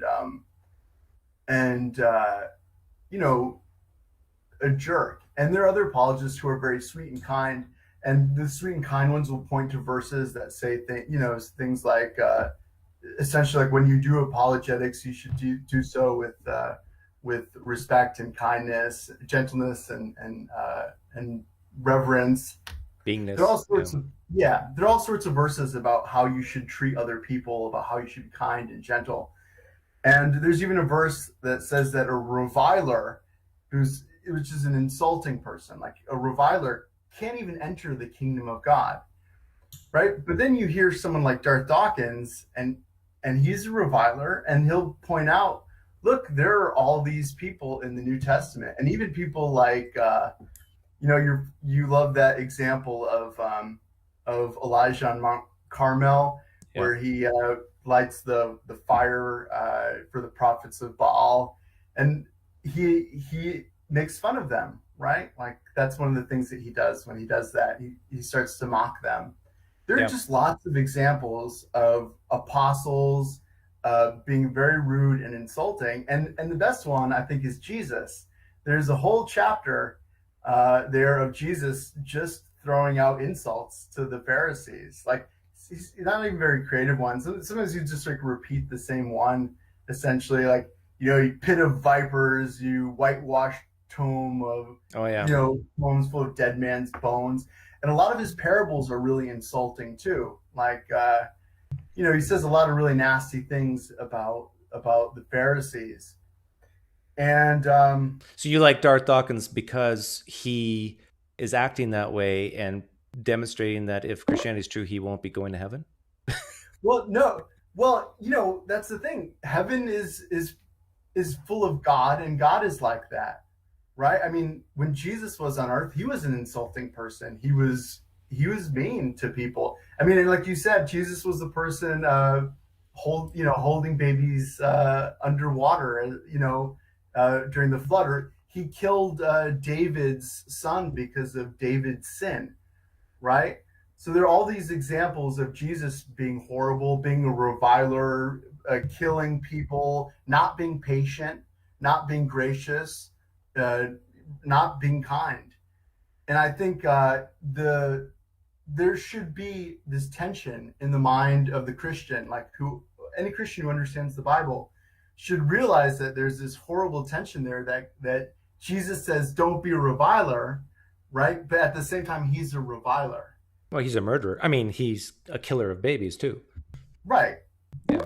Not just a killer of babies, just not just, they'll have an argument for why that's necessary, but he's also just not very nice. Like he did lots of things that just weren't kind. But the problem with Darth is you can't really talk to the guy. Like you can't have a civil conversation. That's the best thing about him, because he comes off as such a jerk that I think like most Christians just go like, this guy isn't a Christian. But then, if anyone says that to Darth will go, well, what about, the apostle Stephen when they stoned him? He was very insulting they stoned him because he was insulting them. So I'm like the apostle. Jesus was a reviler, so I'm being like Jesus. Darth, you're impatient. Well, God was impatient. Like, But if Darth Dawkins had the demeanor of a saint or of a very kind, does. If he were to, he could actually have a really nice conversation with a guy like Nathan, who knows a lot of the philosophy stuff, and they could have a nice cordial back and forth about brute facts and necessities and contingencies and the one in many problem and all these stupid stuff. and they could have a nice back and forth, but no, he doesn't want to go there. He just basically, he is a Greg Bonson fanboy who just wants to shut the mouths of especially atheists, but really any worldview other than Christianity, because he enjoys it. It's biblical. It's biblical to shut the mouths of unbelievers, but it's also biblical to try and convince them. And that's the issue. It's everything is hypocrisy. Like Christianity is so full of hypocrisy that it's like the two things in my mind are so correlated that when I hear the word Christian, I think hypocrite. I think of all the prisons, the prisons that are full of Christians. I think about my family's past, and I think about like the terrible things that they've done to the Jews. Oh my God, have they done terrible things to the Jews? Like it's awful. Like my mother, growing up in Spain under Franco, the fascists, they were awful, and that was all like the backbone of fascism was the Falangistas, and the religious people, like the Christian church supported that. And even like the Holocaust, the groundwork of the Holocaust was stuff like Martin Luther's. Hey, Joakim, I love you, but you're bloviating a bit here. Okay. Let me know which apologist do you like the least? Do you like Darth Dawkins the most? Oh yeah, the least would probably be William Lane Craig, because he's just so boring. Yeah, he's just so boring. That pretentious accent. I want to know, like, how come I've never been invited to play poker? Don't you know that I'm terrible at it? You could win all my money. Well, I've made blanket invites, but you are now personally invited, Joakim. Oh, I don't want to play poker with you, man. I don't. Then why'd you ask? I just wanted to be invited. Okay. Like, you're invited. And if you change your mind, email me. But I got like 3 people who want in here. And take care. It's been fun. I made my points. Thank you. Dan's been in here for a while. Hey, Dan. What am I doing here? You're going to be in here when I have to go pee, which is going to be soon. Oh, okay. Is that all right? Yeah, it's all right. Yeah. Okay. Hi, Dan. Hey. What? Can you hear me? Yes. You can speak up a little bit, but we can hear you. Okay. Yeah. Hi. I was calling in because I'm curious as to your opinion on something. Eat the mic. Eat the mic. You're still like. I'm on my phone right now, and I'm speaking as close to the mic as I can. Okay. Shout as loud as you can. No, I'm kidding. But am I not? I can hear you. I'll repeat your question. Go ahead. Okay. So it's not so much a question. Well, I'm just curious as to.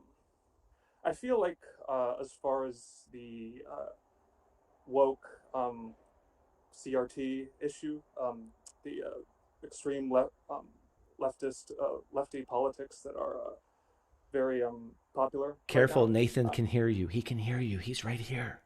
He's one of those leftists. Yeah, I mean, the thing is, I feel like you and I, Doug, fall on a pretty we fall on a pretty similar page regarding that issue, and I'm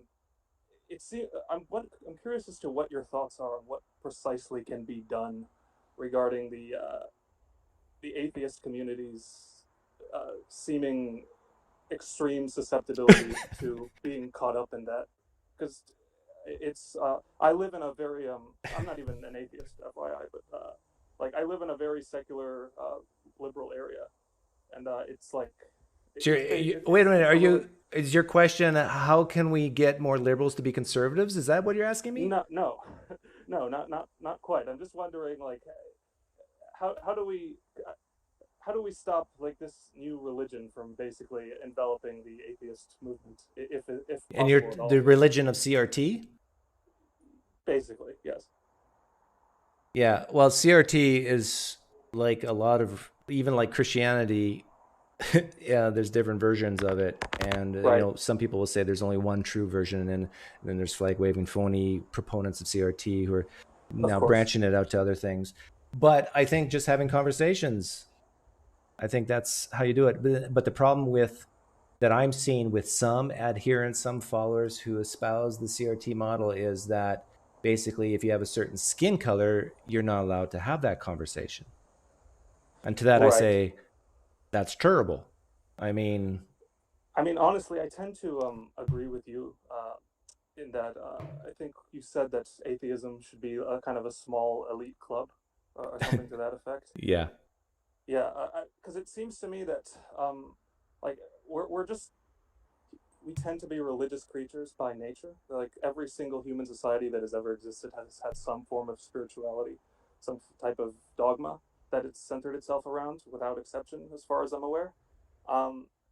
So it seems to me that, like, well, of course, it's possible to live without that and to be happy. I feel like that's not most people, and I feel like what we're seeing now with this obsession with, in essence, what you are rather than who you are. I think that's a good way to sum it up. It's like you're like what race you are, what gender you identify as, and so on and so forth, seems to take precedence over everything else, and it's, you know, like, well, I have a hypothesis on this, or a theory in a non-scientific sense, and that is that when you leave formal religion, there's a hole in your heart. You need a replacement, and for a lot of people, they've taken up causes like Black Lives Matter, critical race theory, and so forth.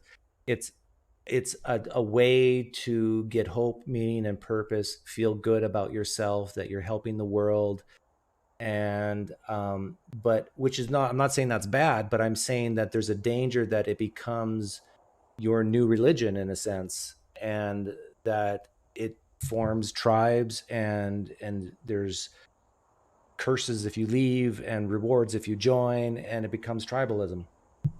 Yes, yeah, that's basically it. But like the issue is that like I mean, I have issues with Christianity, many of it, and there's a lot it does wrong, but at the very least, when I look at like fundamentalist Christians versus, I guess, you fundamentalist wokeists, or whatever term you want to use for them, at the very least, the Christians have a sense of appreciation for the transcendent, beautiful aspects of life in a way that's, I think, much healthier than the far left people do, who just want to subvert everything. I don't know if you've seen that. You know what?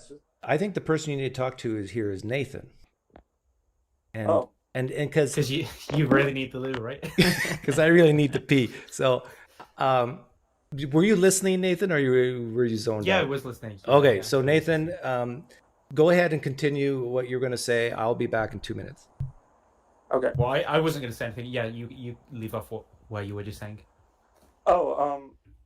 I think I pretty much finished the point I was making right there. What did you think of everything I just said, Nathan? I mean, I've got a very sort of particular journey I've been on where, when I became a Christian, a big part of it for me was adopting conservative political beliefs, and the sort of Jordan Peterson backlash against against transgenderism, against there's no real like truth that exists, just be what you want and stuff. Well, that was a sort of caricature, I think, of the left, and certainly some people believe that. And I think, you know, the pendulum swinging kind of thing is, as I've come out of that, I'm quite central now, and I have a lot of sympathy, I think, for a lot of the points that people on the left raise about certain things like education or gay rights and stuff like that. But then I can also see what the other side has to say.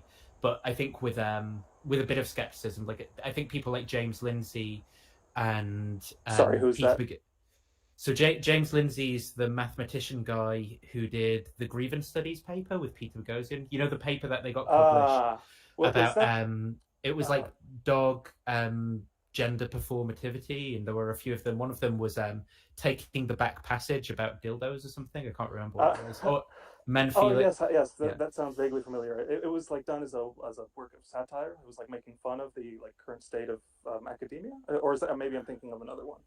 Yeah, no, that's right. They were trying to sort of make a point about how nonsense gets published in some of these journals. I think their methodology there was probably a little bit selective, though, because they didn't try and get published in any other fields. And I think if they had, they would have found, you know, that there's a more systematic issue across various subjects than just these particular like gender studies and stuff like that. Right. Yeah. I would agree with you that the kind of the far right, like Jordan Peterson, although I don't mind Jordan Peterson in particular, but in general I would agree that there is this caricature of the left that makes it much worse than what it actually is. But at the same time, it does disturb me how ubiquitous the left's ideology has become. Good word. Especially in media, in so many places. It's just I don't know if you see the, like, Nathan, I don't know how many modern TV shows or like modern media you consume, but it's absolutely everywhere in a way that's just ridiculous. I can't, like, it's hard for me to enjoy like a modern TV show anymore, because I know like every time that they're trying to shove an ideology down my throat. You know I get it. I think the discourse around all these topics is so kind of toxic. Like, it's very difficult to even have a view or try and de-radicalize someone, because it's like you've got to put your foot in either camp, either extreme. Me and V, actually, when we go on a walk, there's quite a funny thing along these lines, where when we go past a sort of junkyard, like a working site where obviously people like it's where like working class men work, basically, and there's this big sign that says "Have a she perfect day outside," and we both find it like really ironic and weird that this, you know, this corporate buzzword nonsense is sort of there on the wall. So I experienced it a lot when my previous job before the one that I've just quit, where I actually ended up getting discriminated against quite a lot in terms of opportunities, because I wasn't the right gender. But there is also white male. Yeah, well, I think just because it wasn't beneficial for the people in management to sort of promote me. It was like, you know, we can put the women on all the front covers of the magazines, and it would be like, look, we're helping these young women get. But historically, they have been discriminated against I'm not saying that that's necessarily the right approach, what my company was doing, but it's just, it's a complicated sort of story, I think. Yeah, from my perspective, what they're essentially trying to do is like balance out the universe. They're like trying to like tip the cosmic scales, so like all justice in the past is righted, and to me that's just life is always going to be unfair. Infantile. Always, yes. Always. Yeah. Teach your kids that. It's just like, in my view, such a fundamentally wrong-headed worldview, and well, both you, Doug, and Nate, since you're both in the demographic of white male, straight. So, and I'm like white-ish. It depends on who you ask. But you know, Doug, have you felt that at all? I don't know what line of work you're in, but or you. I try to avoid people. But, that's because Nate was just talking about how he actually experienced some issues. You didn't really go into specifics, but something about how like you weren't what. Well, I can say, for example, there's one really specific case where in the situation that we were in, the female employees were given bigger pay rises than we were, even though the only measurable metrics we'd done the same or better on. And that's not to say because of our gender or anything, but it's just to say that the only possible reason that they could have had for giving them a pay rise was, I don't know, performance based. That whole trying to go tip the scales to the other extreme to balance things out throughout history, I think it's just going to backfire. In fact, one could posit the argument that for some people who are typically characterized as leaning on the left and social justice and all that, do the exact opposite of what they say, and that would probably be a better thing to do. So, for example, imagine a case like affirmative action. Imagine the case where if you're African American and you want to be a doctor, you have to have a higher GPA, have more years internship, more, basically everything amped up. What will end up happening is you'll go to the clinic, to the hospital, and you'll say, I want the black doctor. Right? Right. Because you know he's the smartest one or she's the smartest one and has worked harder, jumped through more hoops in school. And but right now, in the attempts to, I guess, feel sorry for people, you end up hurting them. Yeah, it's just a mess all around. I mean, and if you think about it, like at least in America, in the United States in particular, a lot of the discourse regarding like social justice centers around African Americans, Black people, and a very basic question you could ask is why did they get so much focus, but say like Chinese Americans, some of whom have descendants who were brought over here to like basically work as slaves on railroads and live very, very meager lives, and were treated unequally in the beginning. Why you see virtually nothing from that department. And it seems to me that it's basically, we're not, like this particular group of people is on average not doing so well. So therefore it's white people's fault. And it just, as far as I see it right now, it's tearing the social fabric apart in a lot of ways. It's ruining a lot of relations between white people and Black people, and it's pretty appalling in my opinion. I don't know if you agree or disagree on that. Hasn't ruined my relationships with my wife. Yeah, you have that's good to hear. But I think in general, as far as I can see, things are much more stratified than they were even like 10 years ago. Yeah, no, I agree. I think it's the religion of feelings. I call it sorry forism. It's basically there's certain demographics in society that we ought to feel sorry for and help. It's a form of racism that is supposedly supposed to be beneficial. Yeah, essentially. It's good racism. Essentially, from what I've seen, it can really be boiled down to like less white people equals good. And I saw a clip like a week or so ago from Jimmy Fallon. It's just a short clip, and he's doing his monologue for his show. And at one point he says, so for the first time ever, it looks like the projections will be that there will be less white people than non-white people in the United States. So something to that effect. And the audience cheers. And you have to step back and his face was kind of hilarious because he looks taken aback for a second. He has to straighten himself out, and you have to wonder, like, well, why did they cheer? Like, why on earth would they cheer for them? They're racist. Why is that a good thing? Exactly.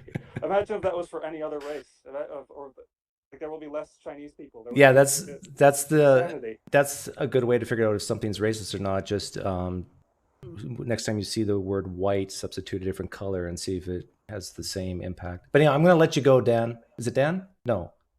Yeah, Dan. Yeah, it's Dan. Yeah. All right. But take care. Thanks for hopping on. Yeah. Hey, Kip. How's it going, guys? Good. You came in. Hey. In a, Hello, can you hear me? Yes, we can hear you. You came in on a weird topic. Oh, okay. Yeah, I did. I was a bit surprised when I came on. What was that? Social justice and whiteness and all that. Yeah, all that stuff. Yeah, all that stuff. Okay. I actually think it's not an issue anymore, or it's dying out. Do you guys agree? Maybe I live in a different like the issues in Canada are a little different, I think. So Hey, try. I guess this is something I should be.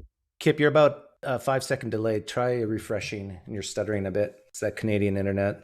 Those Canadians don't have anything good. All right. Hey, welcome. Right Reaction. Are you there? I'm not sure. Can you hear me? Or I'm not sure if I'm muted. Or Yeah, I can hear you. You're loud and clear. oh, hello. Yeah, I'm just doing some tours of some skeptic channels, and I just found yours. And I thought, oh, hello. Let's have a listen in. So I've only listened to the last half an hour or so, but it's quite late where I am right now, so I thought I may not have very long. But I guess I'm just here to hear the best arguments against God. I'm not sure what your particular skeptic orientation is. Or I don't know your channel at all. But Nathan sounds English, which is quite refreshing. Yeah, I call myself an atheist, and I don't know about these other two flag waving phonies. But you said arguments against God or for God? Against God, I assume if you chaps are skeptics, I assume you're sort of against God. Kip became a Jew from studying the Dead Sea Scrolls. Okay. I have no idea. I've never met any of you chaps before. So. Okay, Okay, what's the best argument against God?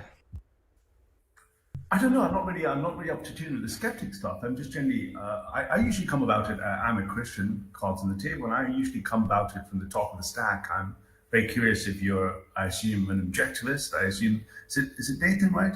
Might be interested in philosophy. I'm assuming your only arguments against God are going to be based on evidence. Oh, I thought you were an atheist, but you're a Christian. I am a Christian, yes. Oh, okay. I'm sorry. Yeah. So I'm just very curious. So I assume most of the arguments, I'm new to the skeptic kind of panel things. I'm trying to find good ones, and I find most of them fall into the categories of either what you'd expect from objectivism, evidence or reason. So I'm very curious to talk about the limits of both evidence and reason in your orientation.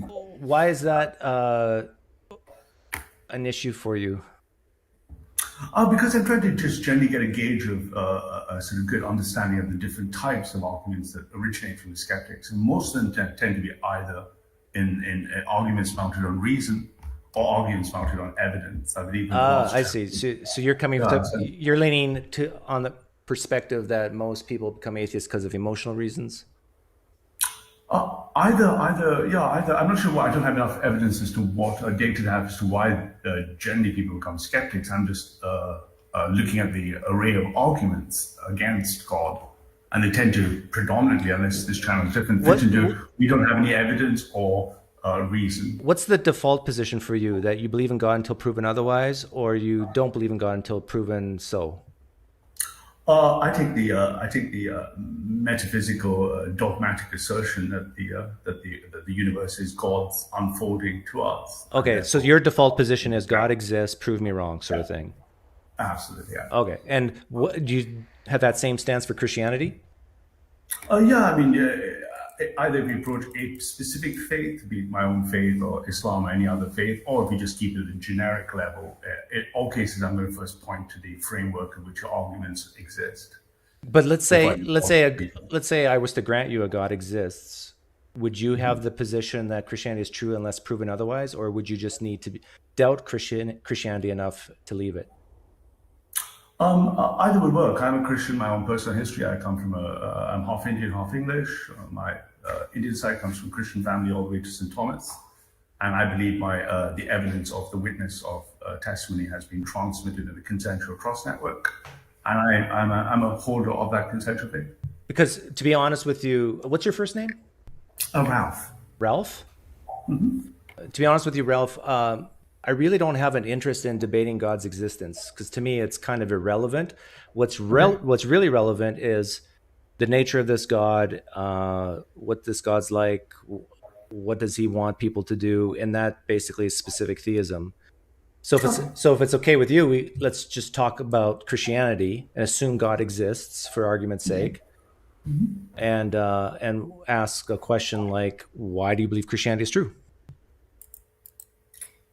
Why do I believe? So again, that points to me. If you mean believe something, I would have to. If I don't believe in God, I only have evidence or reason to support. Why do you accept a man rose from the dead 2,000 years ago? If you do, Because it was witnessed and the propagation of that witness has been transmitted. Can name a person who witnessed the resurrection of Jesus? Well, if you were to name everyone from Mary Magdalene, whatever names is skeptics. Okay, let's take the first one. Does Mary Magdalene actually write with her own hand that she witnessed the resurrection of Jesus? Again, before we go into the detail, it wouldn't matter what I said. You're going to be saying, do I have I'm just asking a question. Does Mary Magdalene write with her own hand to say that she saw in the first person Jesus Christ rise from the dead? I have no idea. I'm not a theologian. I don't know about the latest scrolls. I don't know what the studies are. Let me assume, for example, that you may find evidence that there was no eyewitness testimony. The answer would be no. The answer is no. But you'd have no evidence to prove that, right? What? That's an argument from silence. Yeah, you can't say because there's no evidence against something. Therefore, and all the evidence would suggest no. All the evidence would suggest no. Mary never wrote anything down. Most likely because no. I mean, even from a just a pragmatic perspective, who she was, where she lived, chances are extremely low that she could even write in the first place. Yeah. Okay, so let me, if I may, just a few sentences. So whoever one was, if the Christians came up and presented anyone from James to Mary Magdalene, it wouldn't matter what we presented or said we believed, you would claim that there was no evidence. Hang on. No. I asked you why you believe Christianity is true or why a man rose from the dead 2,000 years ago. And one of the first things you said, correct me if I'm wrong, was because of the eyewitness testimony, correct? No, I said because of the consensual propagation of trust of those who claimed they saw it. Okay, who claimed that they saw it? And you mentioned... I believe the collection of people would be from the Apostle Peter, from James to Mary Magdalene. But again, before you hound down and stop me and interrupt me, you will eventually collapse on the fact that you're going to make this claim using evidence that says, oh, we don't agree with your evidence, correct? Well, no, I'm just asking very extremely simple questions about facts. Yeah, So do you know of anyone who writes in the first person that states that they identify themselves as an eyewitness that says they saw the risen Jesus? I don't personally know, and no one would be alive, but it wouldn't matter for me. It would be, again, let me try for the third time. It would be the consensual propagation of the trust of that original event. Okay. Now there's a central, hang on, let's keep it very short, like 15 seconds each. There is a central propagation of trust in Islam. Is Islam true? For Muslims. Yeah. Yes, for Muslims. Are Muslims, are Muslims correct? Be true for some, yes. They would only be true because their ratification would be that trust, yes. Can someone say that they have a propagation of trust on a claim and it not be true? It would depend what you require to validate that, right? Again. Okay, what do you require to validate it? I'm not sure how this works. Is this 15 seconds, but as soon as I start in 6. Okay, sorry, go ahead. No, not a problem at all. I have to take turns. So what I'm saying is if I believe that there's a consensual propagation of trust, I'll speed up my speech. And the Muslims believe in this propagation of trust. They have an evaluation network for that. Christians have theirs. Our truth claims are based on that. Okay. There might be mutually exclusive truth claims. Okay. But they're still not absolute truth to me, right? If someone wrote down in a book that my ancestor could fly unaided across the Grand Canyon, and I showed you this piece of paper that said that many centuries ago, my ancestor flew unaided across the Grand Canyon. He just ran off the cliff. Would you say that's good enough evidence to believe my ancestor could fly? If it was one ancestor over one generation, no. If it was 2,000 years over 1 billion people, yes. 2,000 years and what? I didn't hear you. And 1 billion people, yes. So if it was 1 billion people, it's more likely to be true? In this case, yes. How about in the case of Islam? In the case of Muslims, yes. But you see, I think the problem, I'm trying to be very quick about this, in both cases, you fall into the philosophical trap of what's the thing that resolves your truth claim. In your case, it's still evidence and reason, right? Which is a limit of objectivism. It doesn't matter how many times you repeat this, it's still going to come back to a truth, a metaphysical truth claim based on evidence and reason, right? Can 1 billion people be wrong about Islam? They could be wrong about Islam, and they could also be true about Islam. They could be correct about Islam. Can a Do you billion? believe it's false? Yeah. So let me ask you a question. What would resolve that truth claim? Which truth claim? Either one. If 1 billion Muslims tell you that Islam is true because of the Quran, and 1 billion Christians say because of the resurrection, in your case, the only thing you would use to resolve that claim would be back to objectivism, experience, and reason, right? Yeah. And what else do you? You're atheist, right? You're naturalist, you're atheist, right? Yeah, it would be evidence to match the claim. But I'm making a very simple point. When I asked you about my ancestor, you said you wouldn't believe it if just one person wrote it down. But you said 1 billion people, you would? I would say what I'm trying to lead you both towards is that in both cases, 1 billion or 10 billion or 99% of the people, you must have a mechanism that resolves truth. Right, I agree with that. So really, it's not about numbers then, is it? It isn't, absolutely. I'm entertaining this so we can get to the actual real question, which is... Well, I'm just curious why you said it then.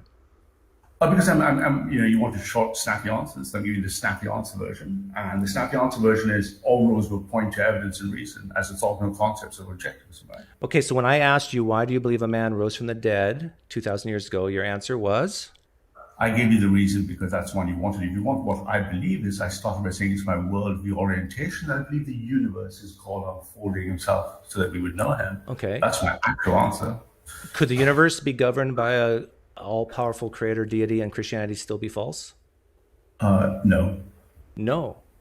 Mm-hmm. So if a God exists, Christianity is true. There is only I'm speaking for myself, there is only one truth. It's axiomatic and it's dogmatic, that is captured in, say, 1:1, John 1:1. This universe was given to us by God, the God of the Bible, the Christian God. And is there any chance that that's false?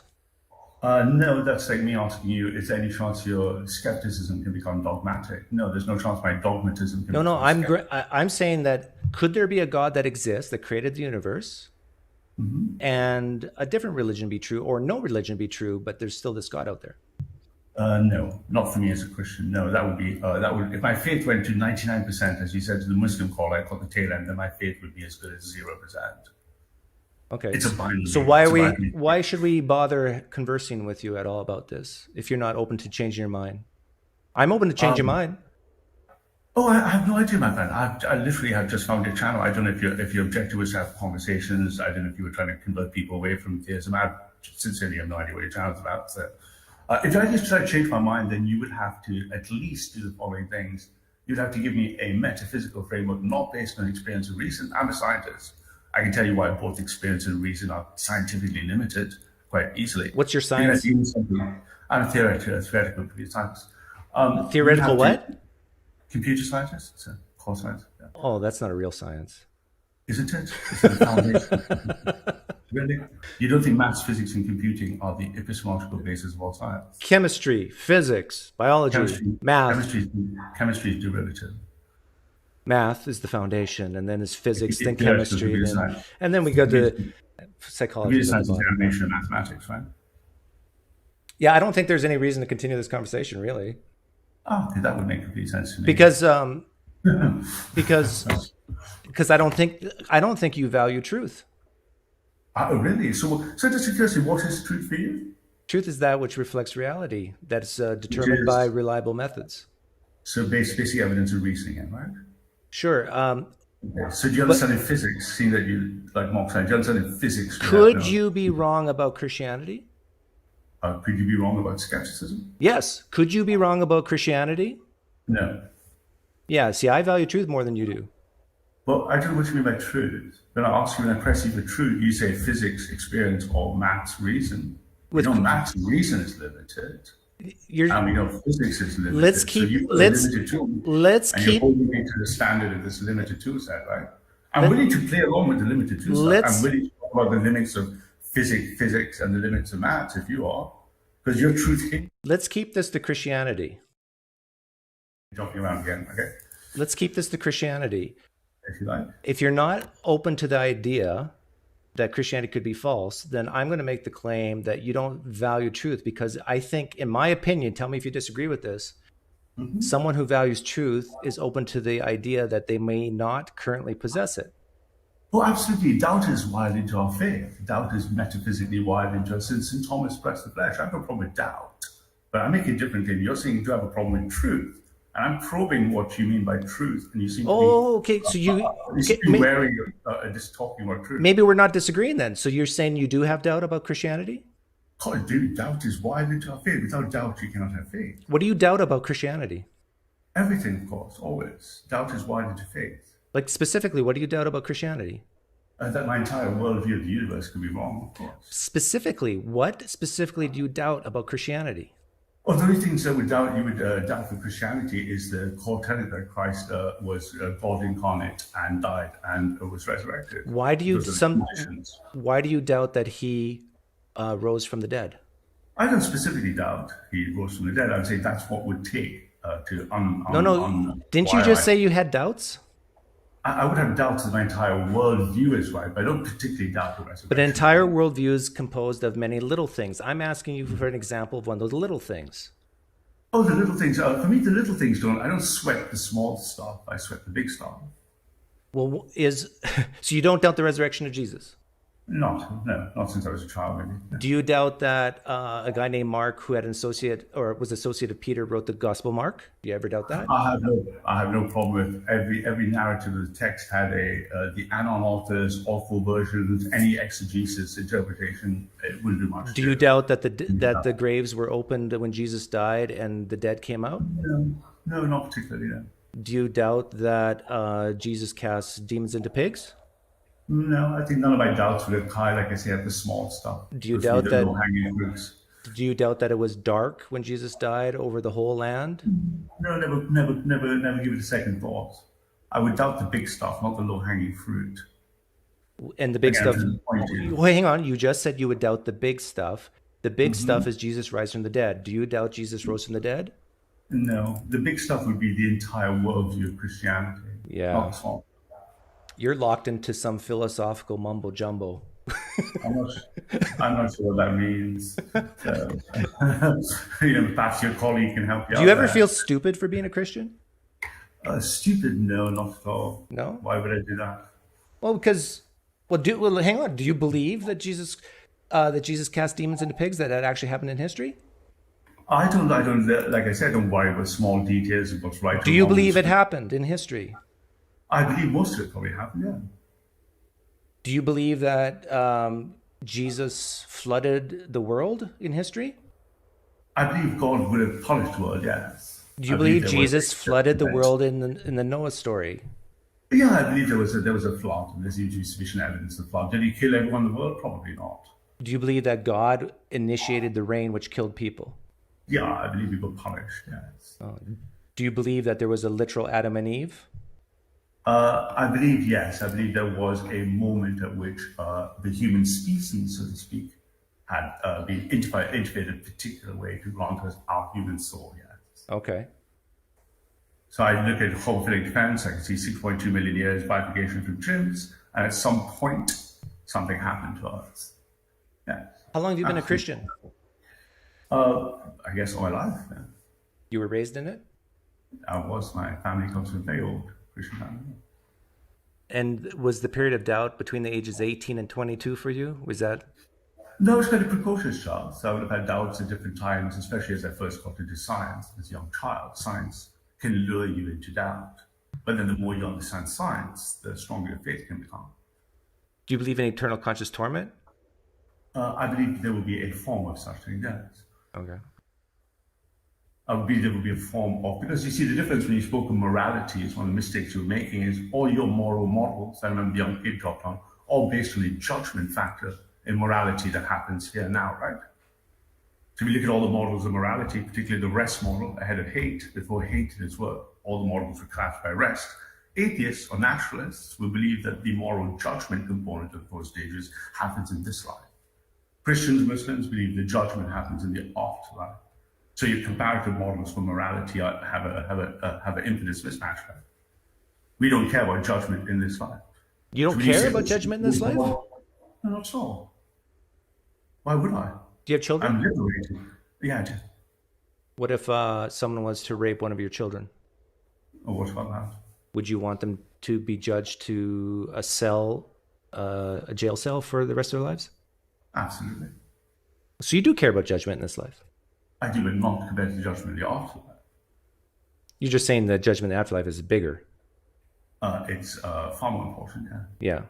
That's when the real pain begins, right? The real pain or the real reward, yes. Yeah, that's what it's all about, right? Christianity is a religion of carrots and sticks.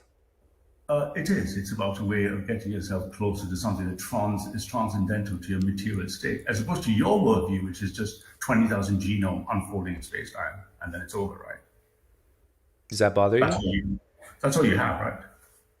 What? You're going to live by some liberal hedonistic principle, minimize pain, maximize pleasure. The 20,000 genome unfolds for 8 years. Did you just call me a liberal? I'm a conservative. Of course you are, my dear. I don't associate with these left-wingers. Left-wingers aren't liberals. I believe Nathan might be a feminist. No. but you're probably a good old-fashioned liberal, but you're not conservative. And how many kids do you have? 2. Oh, so do I. Yeah, they're good chaps. Yeah. Does it bother you that one of the two is probably going to go to hell? No, because they both won't. How do you know that? Oh, well, I'm just a statistical guess that you probably. No. Statistically, one of your two is going to hell. Statistically. No, that's a crude understanding of statistics. It's not an equal bias. They're heavily biased against that. They've had a good Christian upbringing. You know what? My dad said something similar to you. I like your dad already. God bless him. And guess what? I'm an atheist today. That's quite common. You see, that usually happens when people have a authority, especially our generation, probably. I assume in your 50s, 40s. Yeah, your parents would have had a formative, probably. How old are you? 54. Oh yeah, you're a little older than me. Yeah, if Christianity is true, and if eternal conscious torment is true, one of your kids is probably going to go there. Do you think you'll enjoy heaven knowing your kid will be there? I don't think that's statistically likely. If it were true that one of your children, is going to hell, do you think you would enjoy heaven? He would have gone to hell because he deserved it and God willed it, yeah. That's not my question. My question is, if one of your children went to hell, do you think you would enjoy heaven? Knowing that your kid's in hell. He wouldn't know what heaven was, man. Listen very carefully to my question. You're in heaven. One of your children's in hell. I'm asking, would you enjoy heaven knowing that one of your children's in hell? Yes. Okay. Well, thanks for stopping in. And not to worry, you have a great time.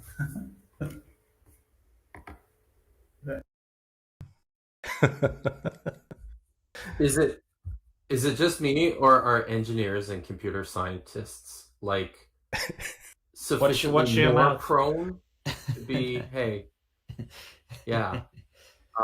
but I don't know, are they more prone to be theists than not?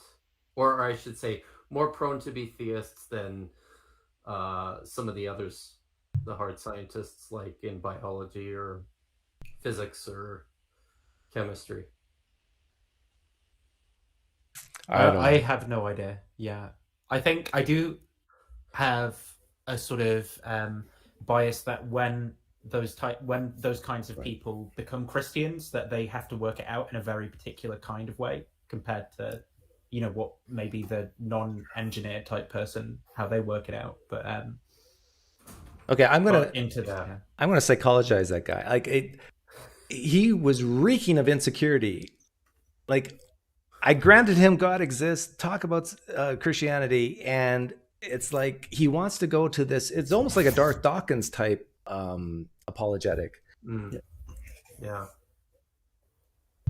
He contradicted himself a bunch of times as well when he said that he didn't doubt because it was dogma, and they were saying he does doubt and stuff like that. It was just a bit of a mess under scrutiny. And then as soon as there were questions, all the defenses came up. So it was like, well, let me just kind of like throw out a bunch of science and big words to kind of make myself feel. Theists out there, as far as I'm concerned, have your God.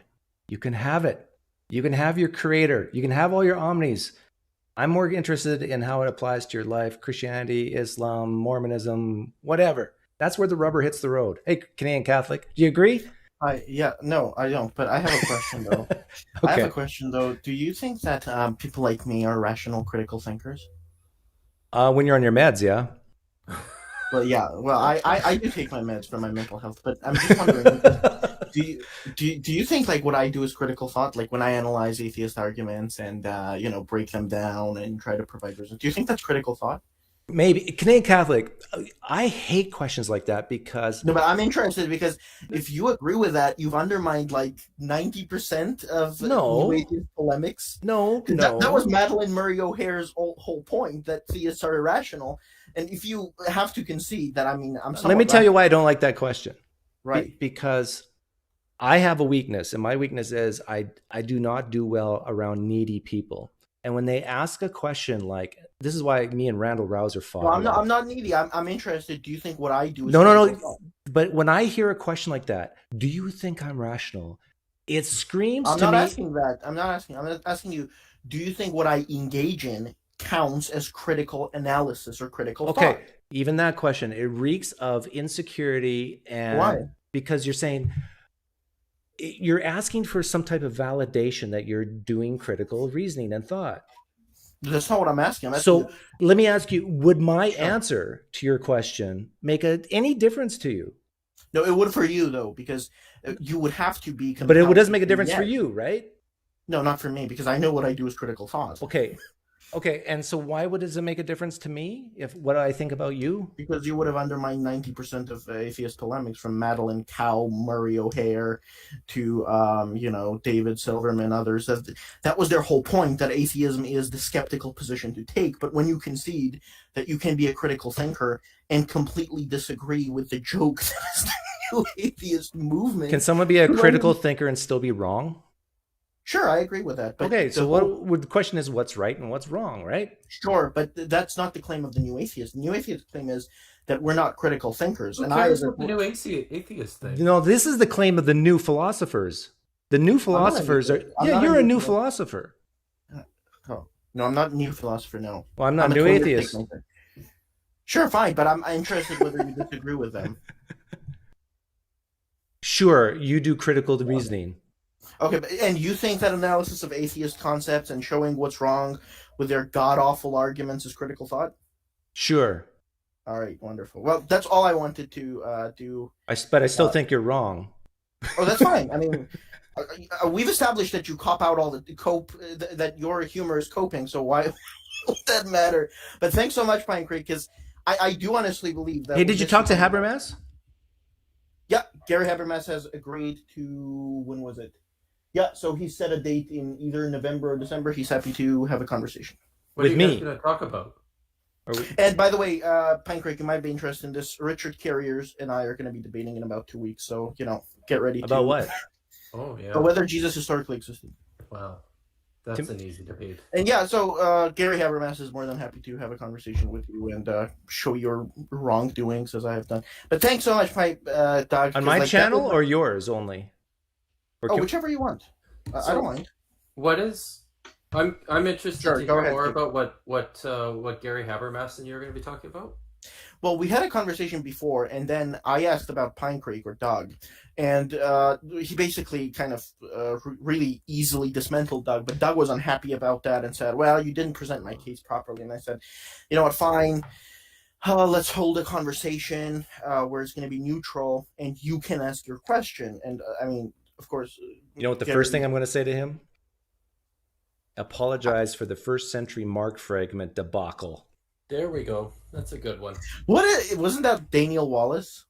Well, he too, yeah. But I got Gary Habermas on video trying to raise the confidence of kids. I think they're kids, college age people, that this is so magnificent.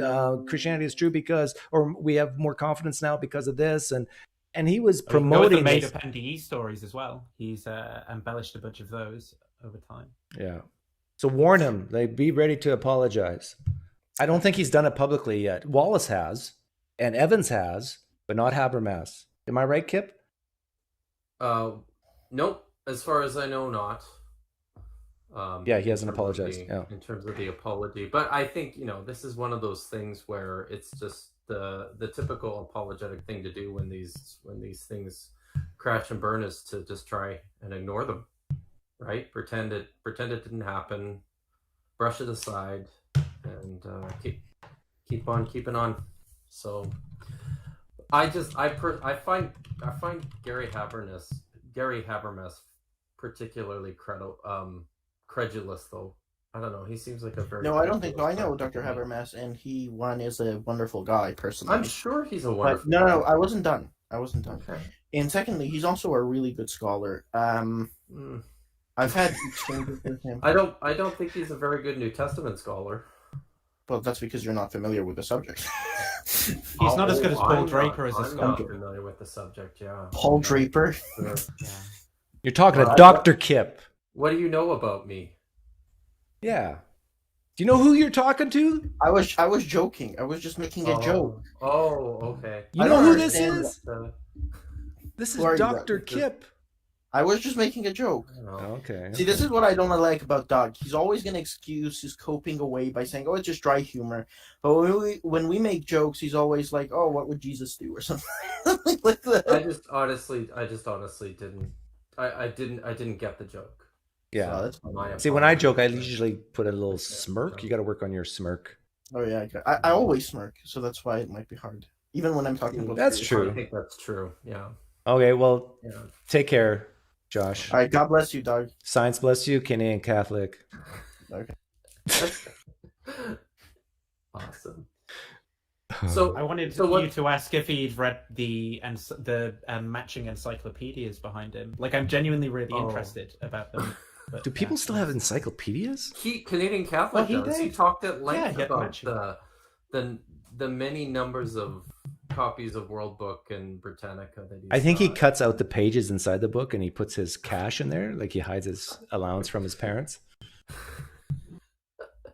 Maybe that's it. Hey, Ash. Hey. Hey.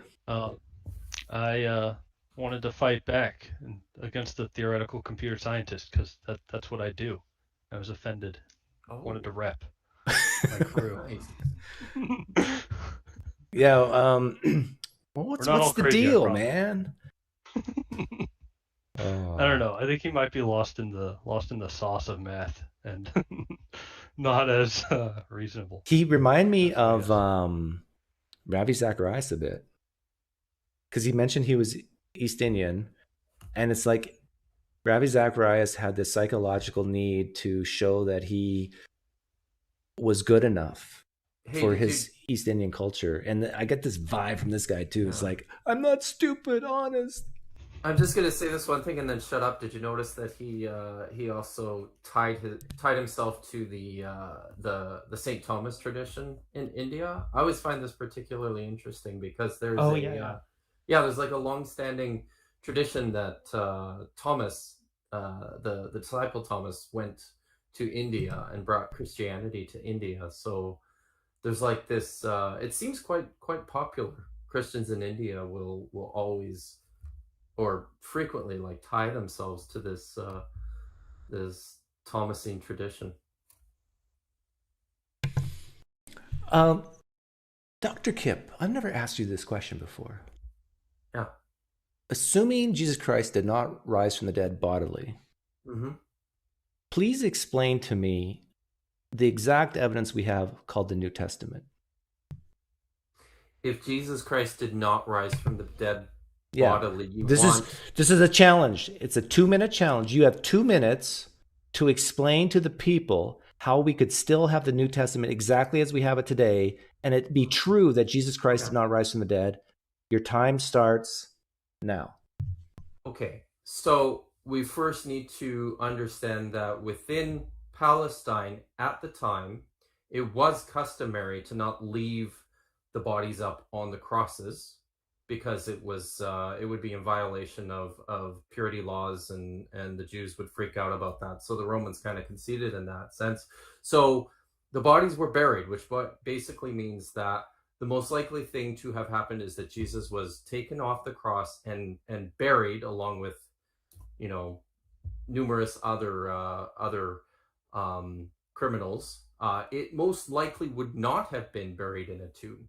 So what you have is a situation where the disciples have tragically lost their Messiah. They're desperate and grieving. One of them, maybe two of them, experienced a like a post-grief hallucination, which are fairly common, and understood that to be a form of the risen Christ.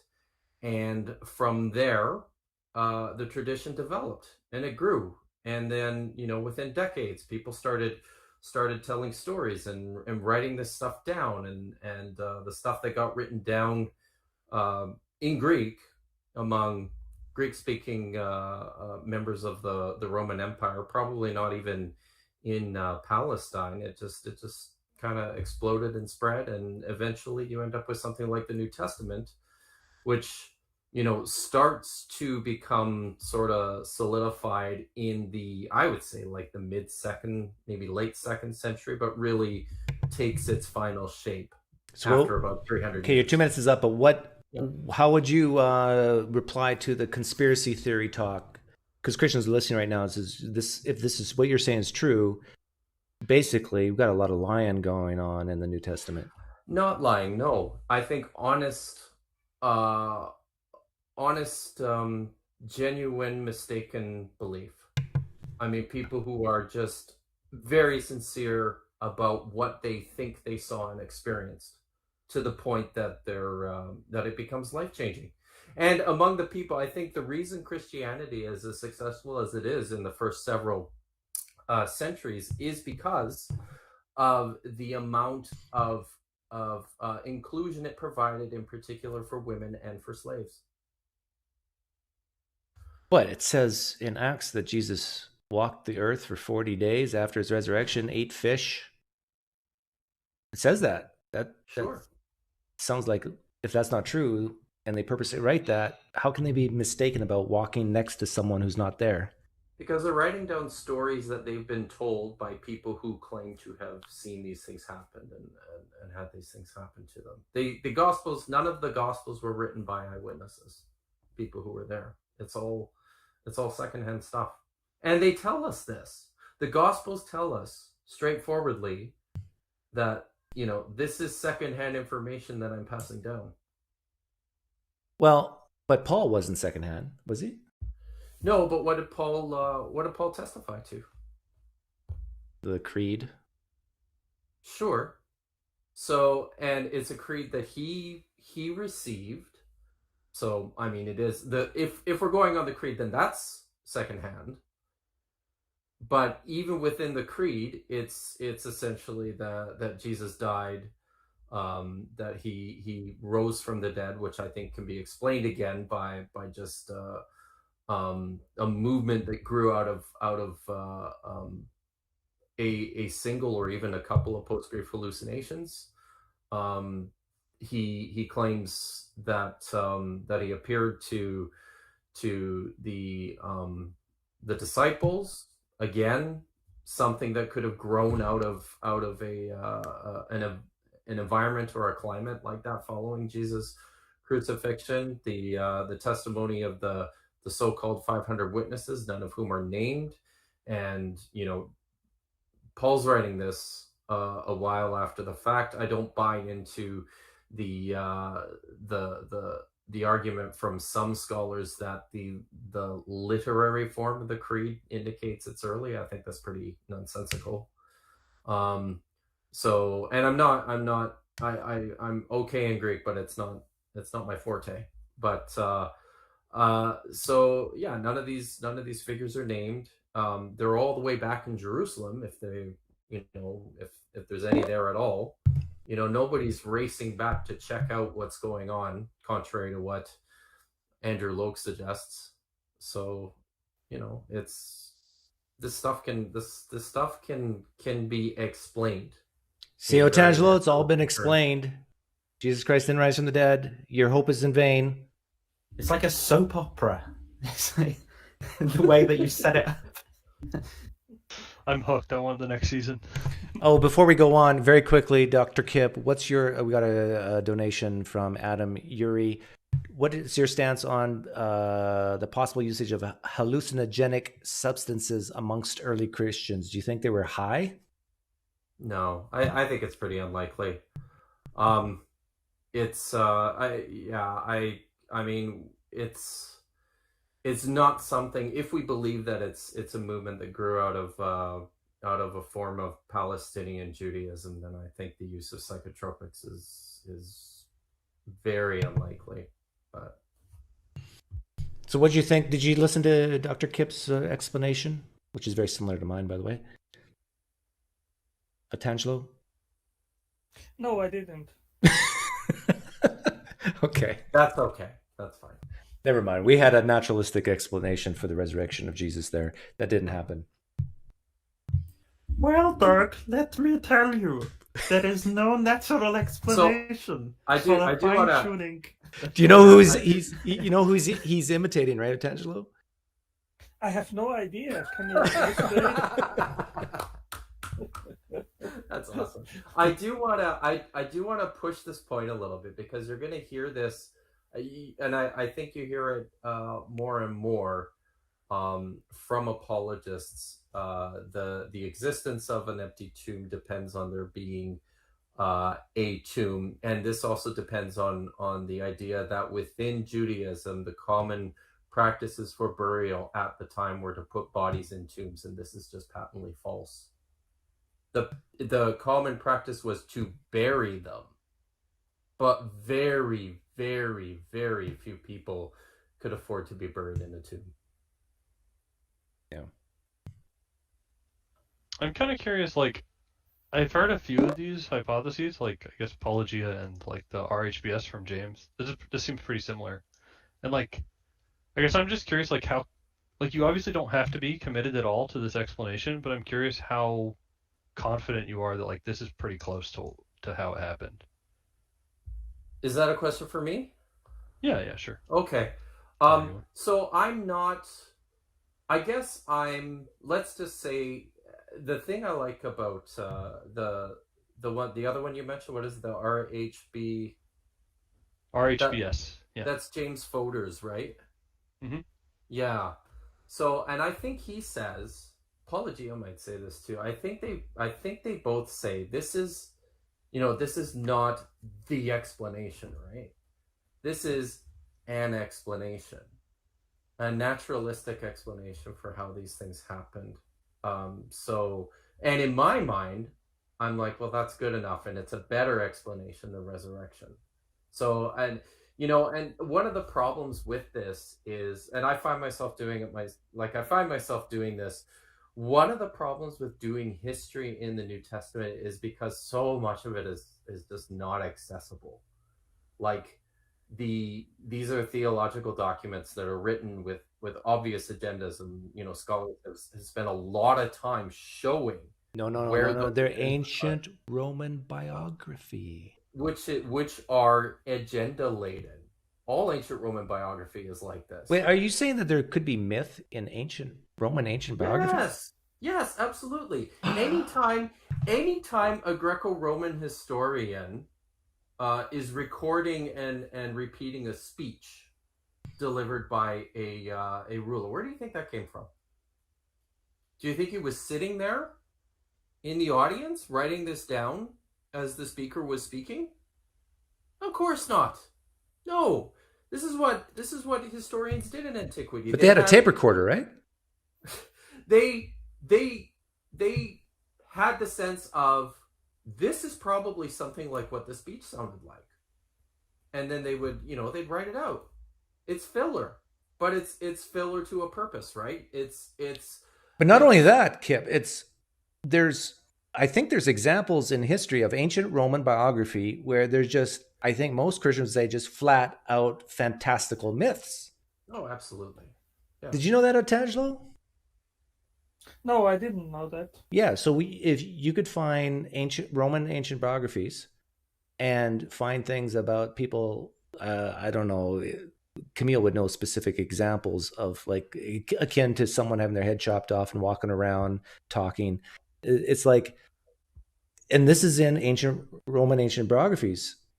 And now if Christians are going to say, well, we can be sure that we have a historical narrative of Jesus because of the genre, well, this genre has myth. So that means the Gospels could have myth.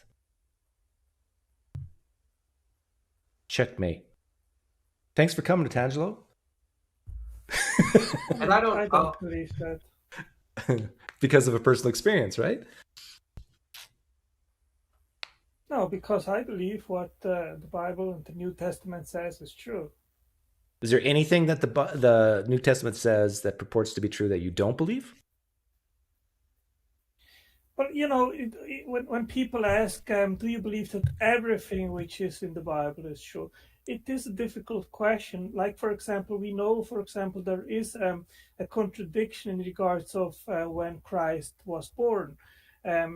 It can have been in the 6 BC or 4 BC, and there is some discrepancy which is not clearly elucidated what actually was the correct date. So the question then is everything really inspired by God, and is everything correct or not? And if you see things like that, then this puts a question mark, of course. How do you personally resolve that issue, the birth? I have not figured out. I think that, in the end of everything, we are dealing here with things which have been written down by fallible people and by people which were eyewitnesses, and so they had the restriction of their personal limitations, and so. Can we get specific here about something, Otangelo? Yeah. The slaughter of the innocents in Matthew. Right. If I remember correctly, there are some divergent stories there which do not match exactly. Is that correct? So did this happen? Did Herod go out and slaughter all the male children under the age of 2? Was it all the male children or all the children under the age of 2? Honestly, don't remember. Yeah, but did this happen? As far as I know, there is no extra biblical report of this occurrence. Do you believe it's something that happened? Yes, I believe that it happened. So if it's something that happened, how did it get missed by someone like Josephus, who's not particularly fond of Herod in the first place, and wrote extensively about his rule? Yeah, it is a good question, and I agree with you on that. How about the writers of the Dead Sea Scrolls, who also were writing around the same time as Herod ruled? Well, make no mention of this at all. I give you that there are open questions, no doubt about it. And if you start to scrutinize, then you will find many other issues which are open questions. I don't deny this. Yeah, so when I hear you, Otangelo, say that there are these open questions, you haven't figured out a solution or to harmonize the birth dates, but you still believe the New Testament inspired, it tells me that the issue is not about the historical narrative. You're coming to the text with this idea that it's special to begin with. Am I wrong? Well, I've never denied that I'm biased. I am biased. So, Can I ask another question? A semi-related question? Yeah, go ahead. So, Otangelo, do you know anything about? It doesn't matter if you do or you don't. But do you know anything about the rebellion of the Jews in the middle of the 2nd century against the Seleucid Greeks who desecrated the temple? You mean Epiphanes? That's Antiochus Epiphanes. Yeah. Yeah. Which put swines to. Yeah. So you know at least something about that, right? Mm-hmm. So this is something that happened. We're pretty confident that this is something that happened in antiquity. One of our, I would say, a primary source of history for this event is the book of 1st Maccabees. And in chapter 15 of the book of 1st Maccabees, it says that when Judas Maccabeus was going out to fight against the Greeks and drive them out of Jerusalem. Just before he started fighting, the prophet Jeremiah appeared to him and handed him a sword, and he used this sword to go out and to defeat the Greek invaders. Do you believe that that's something that actually happened? I don't know. You think I've not studied these. It's a long. I actually have never read extra biblical sources on these matters, so I cannot answer your question. Do you think it's something that could have happened?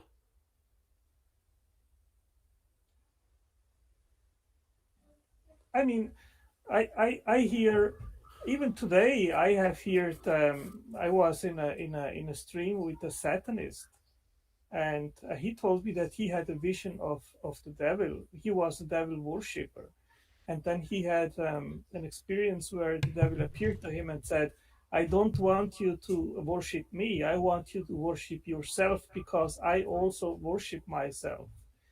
And this is not the first time that I hear stories like that. And if you hear it from various sources, and I heard it even when I converted when I was 18, of people which were devil worshippers and they saw the devil. And then you hear also stories of people which had appearances of Christ, and you hear it over and over. I mean, what do you do with that? Do you simply think, oh, these people are all hallucinating, they are taking drugs, they are just lying or telling stories which they are inventing? How do you deal with this? Any of you guys ever experienced a hallucination? Oh yeah. I don't claim that maybe all of them didn't have a hallucination, but I mean, it would be very stretching to say all these stories are based on people which had actually hallucinations. So do you believe in flying saucers then, Atangelo? No. Why not? Well, I don't think that there is extraterrestrial life. But there's thousands of reports from people across different cultures. All these people can't just be hallucinating, right? And people saying that they've been abducted, reporting these things with big eyes, putting probes in them, things like that. And that, they're all fairly consistent with each other, these stories, and there's thousands of them.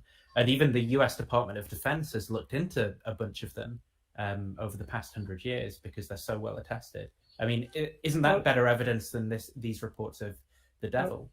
I would say if the report would be that these were actual UFOs which visited the Earth, then the scientific evidence is strongly against this. Now, there is no reason to doubt that there can be extra and superior dimensions beyond ours. There is nothing which is against that. And if you tell me that these are eventually supernatural occurrences, then that would be something which I would be more inclined to believe that it is possible, but not that we are visited from extraterrestrials which come from other planets in the universe. Why is it that you don't believe just the reports of these experiences when they seem to have better evidence, but you do believe the evidence in favor of the devil stories when they seem to have worse evidence? Well, as I said, I have science which is against the proposition that there are other planets in the universe which can host life, and even the distances which would have to be traversed with a flying vehicle to come on Earth, it is absolutely out of what is physically possible. But I don't see anything that contradicts the proposition that there are supernatural worlds. So, I mean, yeah. Well, I guess I don't see anything that contradicts the proposition that these aliens exist on these life-permitting planets, right? And that they've got technology and that they've traveled the stars and things like that. So if you were to hold your own kind of belief here to the same standards that you're holding the person who's not going to believe in demonic entities to, then you've also not shown that they haven't done that. I mean, you've Well, said that it's impossible, but in what sense is it impossible? I mean, Elon Musk is Phys- pretty close to getting to Mars, right? it is physically impossible, Is it? and beyond that, Nathan, I have personally experienced the demon possessed people, and they were thrown out in the Me name of too. Jesus Christ. So Yeah. I mean, if you try to expel a demon in the name of John or Peter or any other name, it won't work. But in How the do you name know of that? Jesus, Yeah, Are can you we do sure that about experiment? that? Because that would be something that would definitely raise my And confidence in I Christianity. am also someone who has witnessed demonic possession in my church when I was a teenager. It happened, but I'm quite convinced now that it's that what I was seeing was much more akin to a mental health issue than anything. Yeah, I got a perfect potential. I got a perfect test for this. Like, let's say you and I were in a room together with 10 people who claim to be demon possessed. But let's say the truth is that only one of them is, and the other 9 are pretending because they have a Christian background or a Muslim background, and they believe in demons, and they've seen movies, and they've been to churches, and they've seen other people. Anyhow, the fact of the matter is 9 of the 10 are not demon possessed, and one of them is. Here's the question for us. How do we make a test to figure out which is the one? And if we get it right, we both win $1 million. How would you devise the test? well, Doc, I don't claim that all these demon possessions are real demon possessions. But for example, in regards of the one which I presenced, that woman, she was possessed and she was speaking in a different intonation. And after that demon left her, she stayed unconscious for a certain time. And when she woke up, she immediately said, I am feeling different and I know something extraordinary happened with me. Actors can do that. And then we asked her further, and the city where that happens, there are many Macumba temples, and these are African originated religions which invocate demons. And she said that she was consecrated to a demon when she was 8 years old, and she was plagued by that demon during her entire life. That explains that explains why she acted the way she did, because these thoughts, these beliefs were put into her head at a very early age. She acted out the expectations of what she thought a demon would do. This is the problem. You can actually. Where was this? Potential? Where was this? In Laranjeiras. That is a city near Aracaju where I live. Oh, okay. So this is Brazil? Yes, in Brazil. Okay. But you see the problem here, Tangelo? Like, you can even believe in a real demon possession and still have no way to tell the difference between a real one and a fake one. Well, Doc, I think it is far stretched to say all the reports of demon possessions in all history and all over the world, to which we have testimonies for. You said that about UFOs. Fake things. You just said that about UFOs. No, I am not saying that it can be that some are not real demon possessions, but to claim that all are just and the UFOs, all not real. UFOs. Are some of the UFO sightings real UFOs, Tangelo? Well, Nathan, I said that I don't believe that physically it would be possible. How is it physically possible for demons to manifest themselves? Well, I am talking here not about a physical but a supernatural. Do they interact with people physically then? So they don't physically move people or animate their lips to say words. They don't interact with their brain chemistry somehow to get them to speak languages that they've never heard before, or espouse opinions about, or blaspheme, certain things like that. So they don't physically interact with this causal reality. Of course they do, because they possess people. What I am talking. Okay. So how is that physically possible? Well, what's the account for that? I don't have an explanation of how the mind can interact with the physical body. I know by experience that I can think about moving my arm. I can command to move my arm, and then it moves. Now, if you ask me about the scientific explanation, but are you a demon? No, but what I am saying. So how does that help me no, understand how demons work? What I am saying is that demons, they are all also spiritual beings. So there is nothing that should tell me that they are unable to possess a human body and then use it somehow. Are they unable to do it if God doesn't allow them, or can demons only possess people if God allows them? Well, I think everything which happens here in the physical universe happens because God permits it to happen. If he would not permit it, it wouldn't happen. So in that like concept, how would free will kind of work out in that also? Because if you're talking about like, do demons have the free will to decide if they want to possess a person, or does God manifest beforehand, let's say, that they are going to possess a person? And if so, either answer really, how does that play into a person's free will, because they have no chance to reject that possession?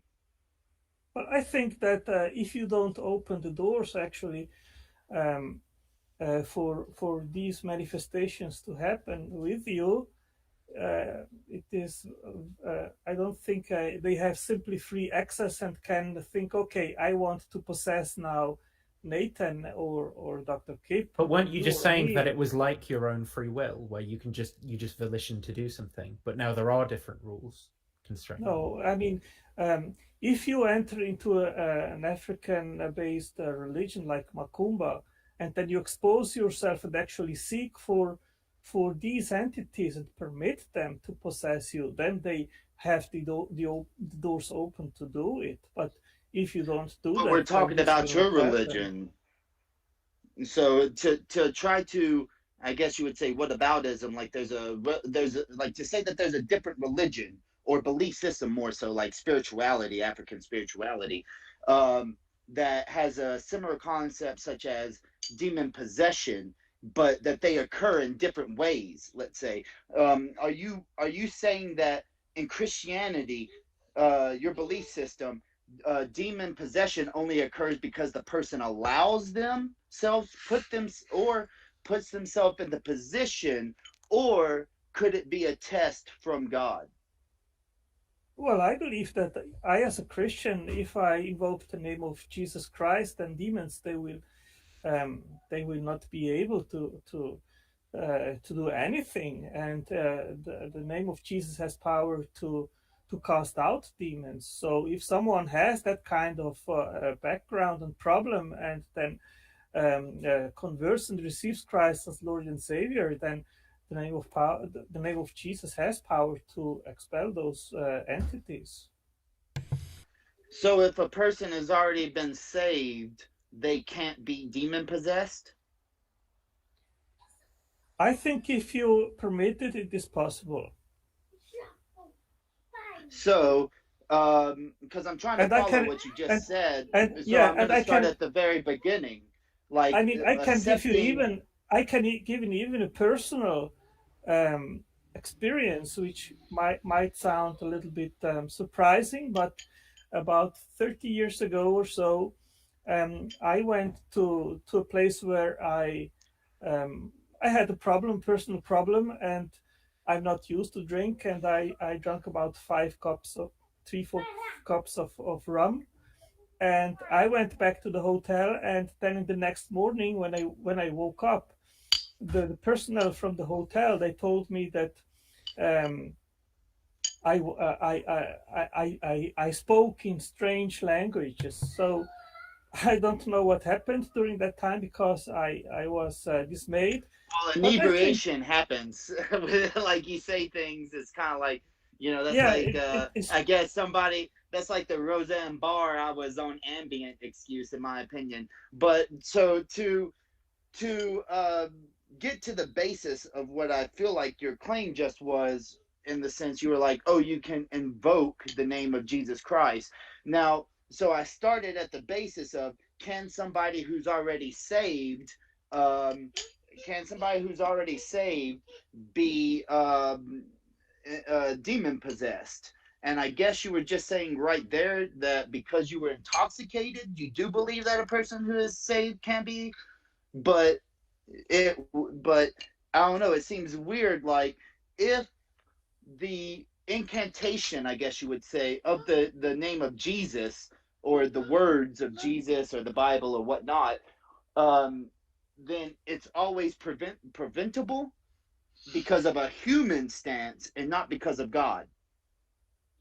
Well, like if God had already decided, I'm sorry, maybe I didn't say it correctly when I just thought about it. So if God had already or decides that you were going to be demon possessed, could you saying Jesus, the words of the Lord, prevent that from happening? Well, I don't think that God wants any one of us to go through this kind of experiences. He permits it to happen, and if someone is open to that, then if someone seeks that kind of experience, God permits it. But we are talking here about two opposing reigns. One is the reign of Satan, and the other is the reign of God. And I want to change change the topic a little bit. Like, why do you think these demon possessions take place? And maybe I'm wrong, but take place in third world countries more than first world countries? I don't know. Hey, can I even sort of expand this question a little bit, Doug? Sure. In my own, from my own personal experience, I have also, when I was a teenager, witnessed a demon possession and an exorcism in my church. I had spiritual experiences where I personally saw demons or spirits. I was convinced I had an encounter with an angel in downtown Calgary when I was just after high school.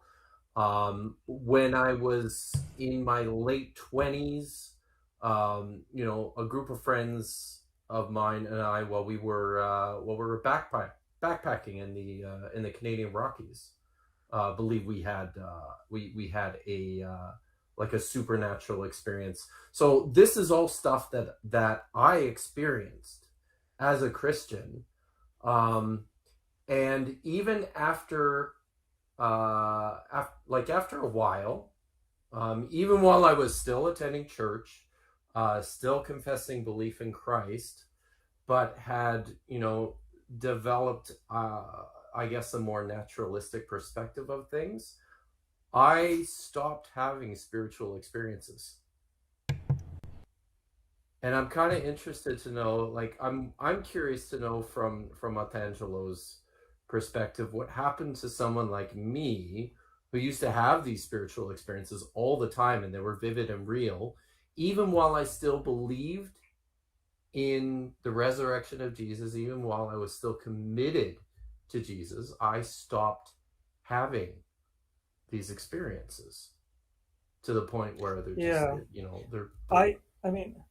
there are many things which I don't have an explanation for. Like, for example, the Bible says that once we convert and receive Christ as Lord and Savior, then we will start to manifest the fruits of the Spirit. And some people, they talk in tongues, and others, they have the gift of prophecy.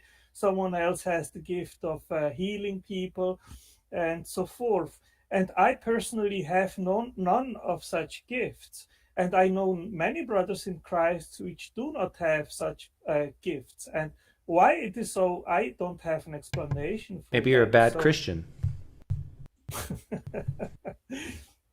I don't think that has. Is there some sins in your life you wish to confess to the public and clean your soul? I think that's an interesting position, in the sense that how many Christians, at least modern, let's say, that we can verify have these attributes that you say come along with Christianity, like prophecy or healing. How many have we verified? If you're saying that it's in the Bible and it has to be true, that this is given as a source that it can happen, how many of these Christians across the world have we verified that that's true? Well, I can give you also a personal experience. There is a pastor which is a close friend of my wife's family, and he has been a prophet during his entire life. And about 10 years or so, I'm a land developer. I bought a piece of land, and we have the use here to consecrate the piece of land so that God can bless it. And I asked him to come with me. It is in a city about 40 kilometers, 30 miles or so distant from the capital. And I had an employee there, and we went there. And then we arrived. Then he had never met that employee before. And then he immediately said, I know that 10 years ago you had an accident and you were almost killed and you lost a lot of blood, and God healed you, and he has a purpose in your life, and that's why you are still alive. And his sister was right next to him, and then she started loud to scream and say, I don't remember his name anymore, but he said, wow, what this guy is telling me is true. My brother had that accident 10 years ago, and she repeated exactly what he said. And that guy, about 2 weeks later, he converted to Christ and became a Christian. You know why I love this conversation, Otangelo? I absolutely love this, what you're saying here, because I think what we're talking about now is the real reason, the most powerful reasons that people believe. And you spend so much time talking about the kalam and fine-tuning, and all that is rubbish. This is the real stuff. So I like what you're saying now. I think you're wrong. I think it can be explained naturally, but I think this is powerful stuff. Well, I think it is part of a cumulative reason why we are believing. And I mean, all that stuff that I talk with atheists and you about in regards of science and philosophy, I didn't have that knowledge when I converted myself. And in the first years when I was a believer, it was much more about things which are in the Bible and personal experiences. And but you know what I hate though, Attention. You know what I hate though is, like, I watch some YouTube channels where there's this one woman, what's her name? I forget her name. But she goes from city to city. She stands there and she basically invites people to come forward, and then she casts out demons. And these poor people, like, I think a lot of them are literally poor financially and desperate. They come up and they, like, literally throw up. They fall to the ground of their own volition. They're weeping. And I don't know if it's cathartic and maybe good in a way for them, but I see it as just sick and negative and harmful to them. Do you see that at all? Do you feel what I'm feeling here? No, I gave you the example of that woman which I presenced. That was at an evangelism campaign where the pastor, this is a guy which is a businessman, very rich guy. He sold everything he had, and he said, I will just work like for Muhammad's the Lord. friends, right? And he visited in 5 years. His proposal was to visit each city in our state and do evangelism. And he would ask people to come forward and to give their life to Christ. And that woman came and she went to the tent, and she immediately started to express demons. And after that exorcism finished and she woke up and started to tell her story, we saw that she was very grateful about what happened, because she said that demon didn't leave her during her entire life. And she felt now that something very significant happened, because she felt she was free. She was not bound to that demon anymore. So I disagree. Atangelo, how do you account for pretty much identical stories though in different cultures and religions? So, like, are you familiar with Osho? Yeah, I hear that even in Islam, it seems that there are some demon. No, but I mean word for word, like literally exactly what you just said about someone who's skeptical beforehand, and then they change their life, like all these kind of tropes that you're mentioning in the story. She's very grateful afterwards. They come up in almost word for word in these different religious stories. I mean, doesn't that sort of lower your comfort? If you don't think that those are true religions, where the deities and the metaphysical entities are actually performing some kind of working power, in those cases, you think there's some kind of psychological biases, whatever that's going on. I mean, yeah, there are known charlatans who do this exact same thing too, right? I think we can all agree with that. Like So, I am not denying that some other kind of manifestations can happen. Now, I have not investigated them, so I cannot give you an informed opinion on those occurrences. But doesn't it reduce your confidence in the one that you believe in, knowing that there's these other cases where it's almost exactly the same? Yeah, it doesn't, Nathan, because what I am telling you here, this is something which I personally experienced, and I have heard that in all my decades as a Christian, since I converted, I saw that in the church where I converted, I hear these stories, and that has gone through in different places. So no, it doesn't lower my confidence. I think that goes to what my question was, right? Because you said, let's just use healing as an example, that the belief, strong belief, can cause this. And I was asking about modern day, why we don't have verifications. And you instantly went to a story, anecdotal, about, you know, your experience with the land mass, that you had people Christian or whatnot. But what is like the foundation of this claim of healing, and what is the max of what the healing could be? I think that's a good like question to understand when you're trying to say that people can heal through belief, and that this belief causes some type of healing. I don't know what it is. Like a lot would say spiritual healing is at least the foundation, and then, you know, there's questions all the way to, you know, like PineCreek would ask, which is growing back a limb from an amputee. So is it somewhere in the middle, or does it not fall in there at all? Yeah, this is a good question, and of course I cannot tell you why God does not heal amputees, but I hear the story from this same guy who was doing evangelism, still doing in my state.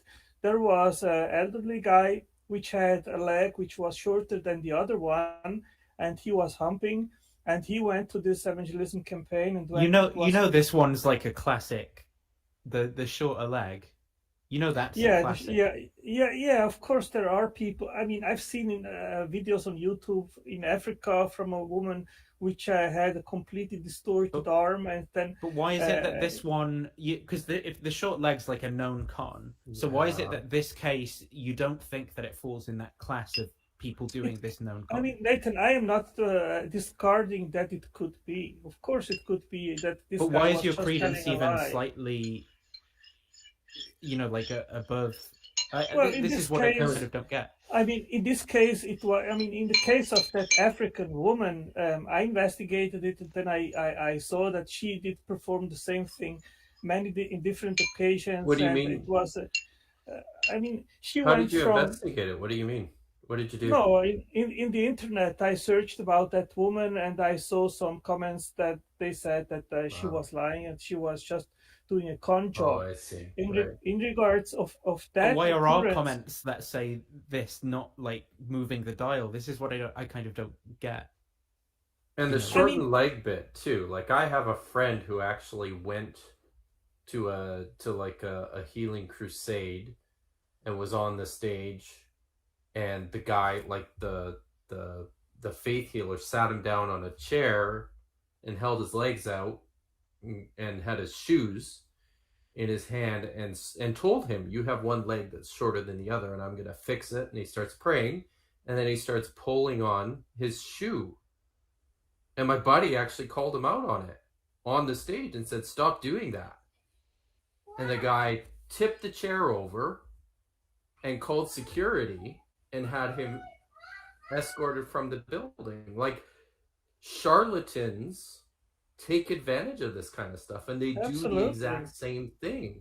I guess what I'm struggling with is if there's no, like, as near as we can tell, there doesn't seem to be any difference, any perceptible difference between what the quote unquote legitimate faith healers are doing and what the charlatans are doing. And of course, the charlatans, they will try to imitate the real thing, let's say. And I am not discarding or saying I disagree that there are charlatans. Of course there are. There is a very powerful church here in Brazil, which the name is Igreja Universal do Reino de Deus. And I've been in one of their services, and there was a woman which appeared to be possessed on stage, and the pastor, he cast out the demon.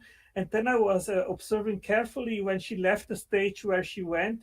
And then I saw this is just stage. This is just show in order for people to give money. What if you hadn't seen that, though? What if you didn't see that? I wouldn't have believed it, because I know the church and I know that they are used to do that. So if it was a different church, though, say if it was like a Protestant denomination that you're on board with, you went to the church for the first time and you didn't see that, would you then form the belief that it was a true miracle? Well, Nathan, I am not simply blind believing in any claim of miracles. Have you ever watched Darren Brown's Miracle? No. You should watch that, Otangelo. Yeah, Darren Brown. He's a atheist miracle worker. He makes blind people see. He makes atheists believe in God. I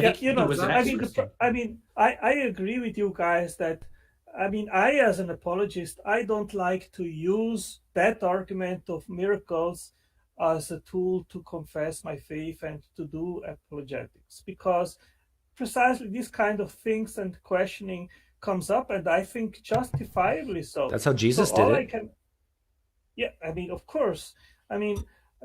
Be more like Jesus. Do miracles. I believe in miracles. It was just once. When you try, you sexy thing, you sexy thing. It was just once that I went to a Pentecostal church, and they had a lot of miracles happening there, and I actually I lost during the service my conscience, and then I had a supernatural experience as well, which I cannot explain. I don't know what happened, and that never happened again. It was just once that I experienced this. So I don't think that atheists have good grounds to discard all testimonies of miracles. I agree we should be skeptical. There are many charlatans out there. There are many testimonies which are not to be taken serious. We should be skeptical, but to discard every story of supernatural evidence, I think this is not warranted either. What the hell is that? Jeez. I thought that was your mic, Kit, but I thought you were just... Oh, I know, that was nonsense. Hey, Otangelo, will you... Just ignore it. Oh. Go ahead, Kip. Oh, God. What the hell? It's just trolls. If you turn... I think each of us can individually turn the volume down. You can... Yeah, it does. Hey, Otangelo, will you do me a favor, and will you check out, like, some of Darren Brown's stuff? Sure. You should. You should seriously watch it. In particular, it's a show that a live show that he did called Miracle, where he performs a wide range of faith healings. You should please promise me that you'll check some of that out. So also, can you just help me get a better sense of... Actually, I want to let Otangelo go, because there's someone I think if we encourage will come on who's a Christian I've been talking to on Twitter. Before he goes, can you give me a better sense geographically of where you are? Like how, like what I honestly I don't know. I don't recognize the name of the city you live in Brazil. Whereabouts are you located? Is he still there? You want to know the name of the city? Just give me a better geographical idea. Like, are you in the north end of the country? I am in the northeast. It's about 300 kilometers north of Salvador de Bahia. Okay. All right, I can look. I can probably look that up. Is that in the Amazon basin? No. It's Okay. Sergipe state. Oh, okay. Aracaju is the capital. All right. I live in the capital. Cool. Thanks. Thanks for hanging in there, Tangelo. Okay. Bye. I still like you. I don't know why I like him. I struggle. It's kind of it like in the camp of people like SJ, where it seems like they're not responsive to reasons or something. You know, like I just don't. But he's sincere. There seem to be these. Yeah, I think agree, he's sincere. yeah. But what I don't get is when you show these inconsistencies and someone's just like, yeah, whatever. You know, like I believing in things inconsistently, I can't like tolerate it. I've got to like resolve it some way or figure it out and get out of it. But it just seems to be like, yeah, sure, like, and I don't get that. I don't know what to do at that point. Yeah, that's true. So I might be I might be setting something up with SJ to have like a date? Like You know she's married, right? So am I. Oh boy, that's going to cause big problems. If you're setting Unless something up, adults, it's in Canada. Yeah, have something set up with them. I mean, like bring your wife, Kip, and SJ's husband. No, we're gonna do like an online chat about the Dead Sea Scrolls. Oh, that sounds like fun. So that ought to be interesting. And she wants me to talk too about my my deconversion, my deconstruction, which I've not done a lot of. But anyhow, that's that. Okay, well, I'm going to let you guys go and see if it's just if you guys leave, if she will come in. Oh yeah, no. Yeah. Okay. Totally. Thanks for hopping in though. And let me change the room to 2. And see if that works.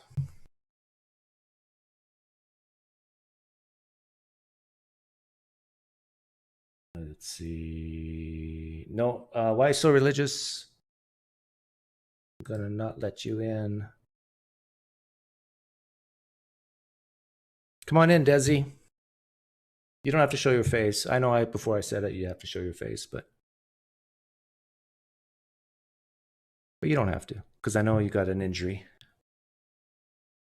You're deformed. Kidding.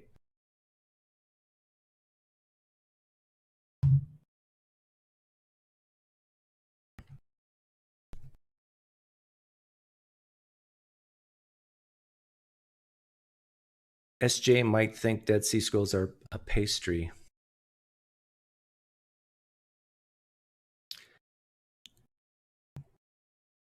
No, I think she knows what it is. I'll give you a few more minutes. I'll even play some music, Desi. In the meantime.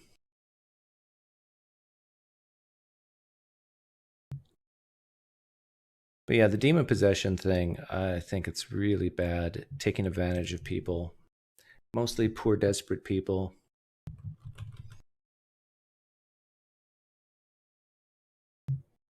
And also, it puts blame on spirits when really maybe the blame should go elsewhere.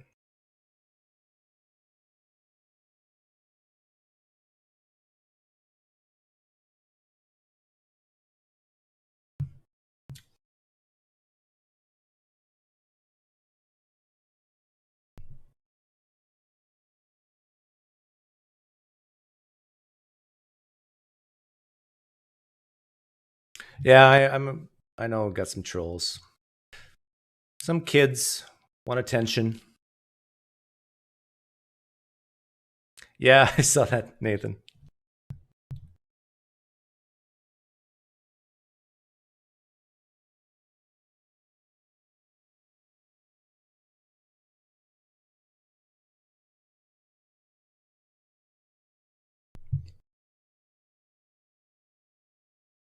We didn't break a record. Under 4 hours.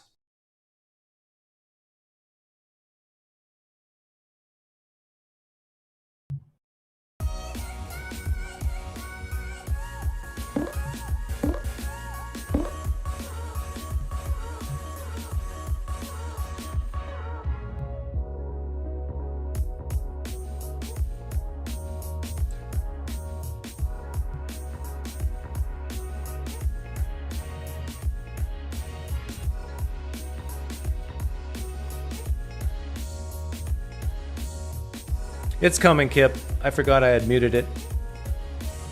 You'll hear it in 3, 2, 1. When's the 10-hour live stream?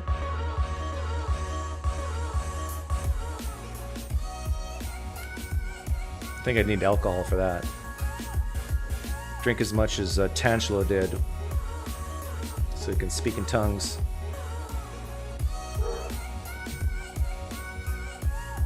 Rams versus Bears. I think the Arizona Cardinals won.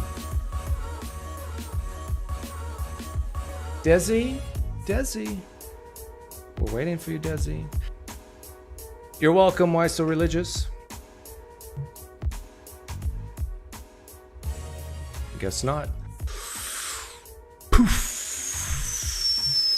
Thanks, Sherry Clem. I thought it was a great show as well. Take care, guys. Poker night tonight. For the SE people, wish me luck.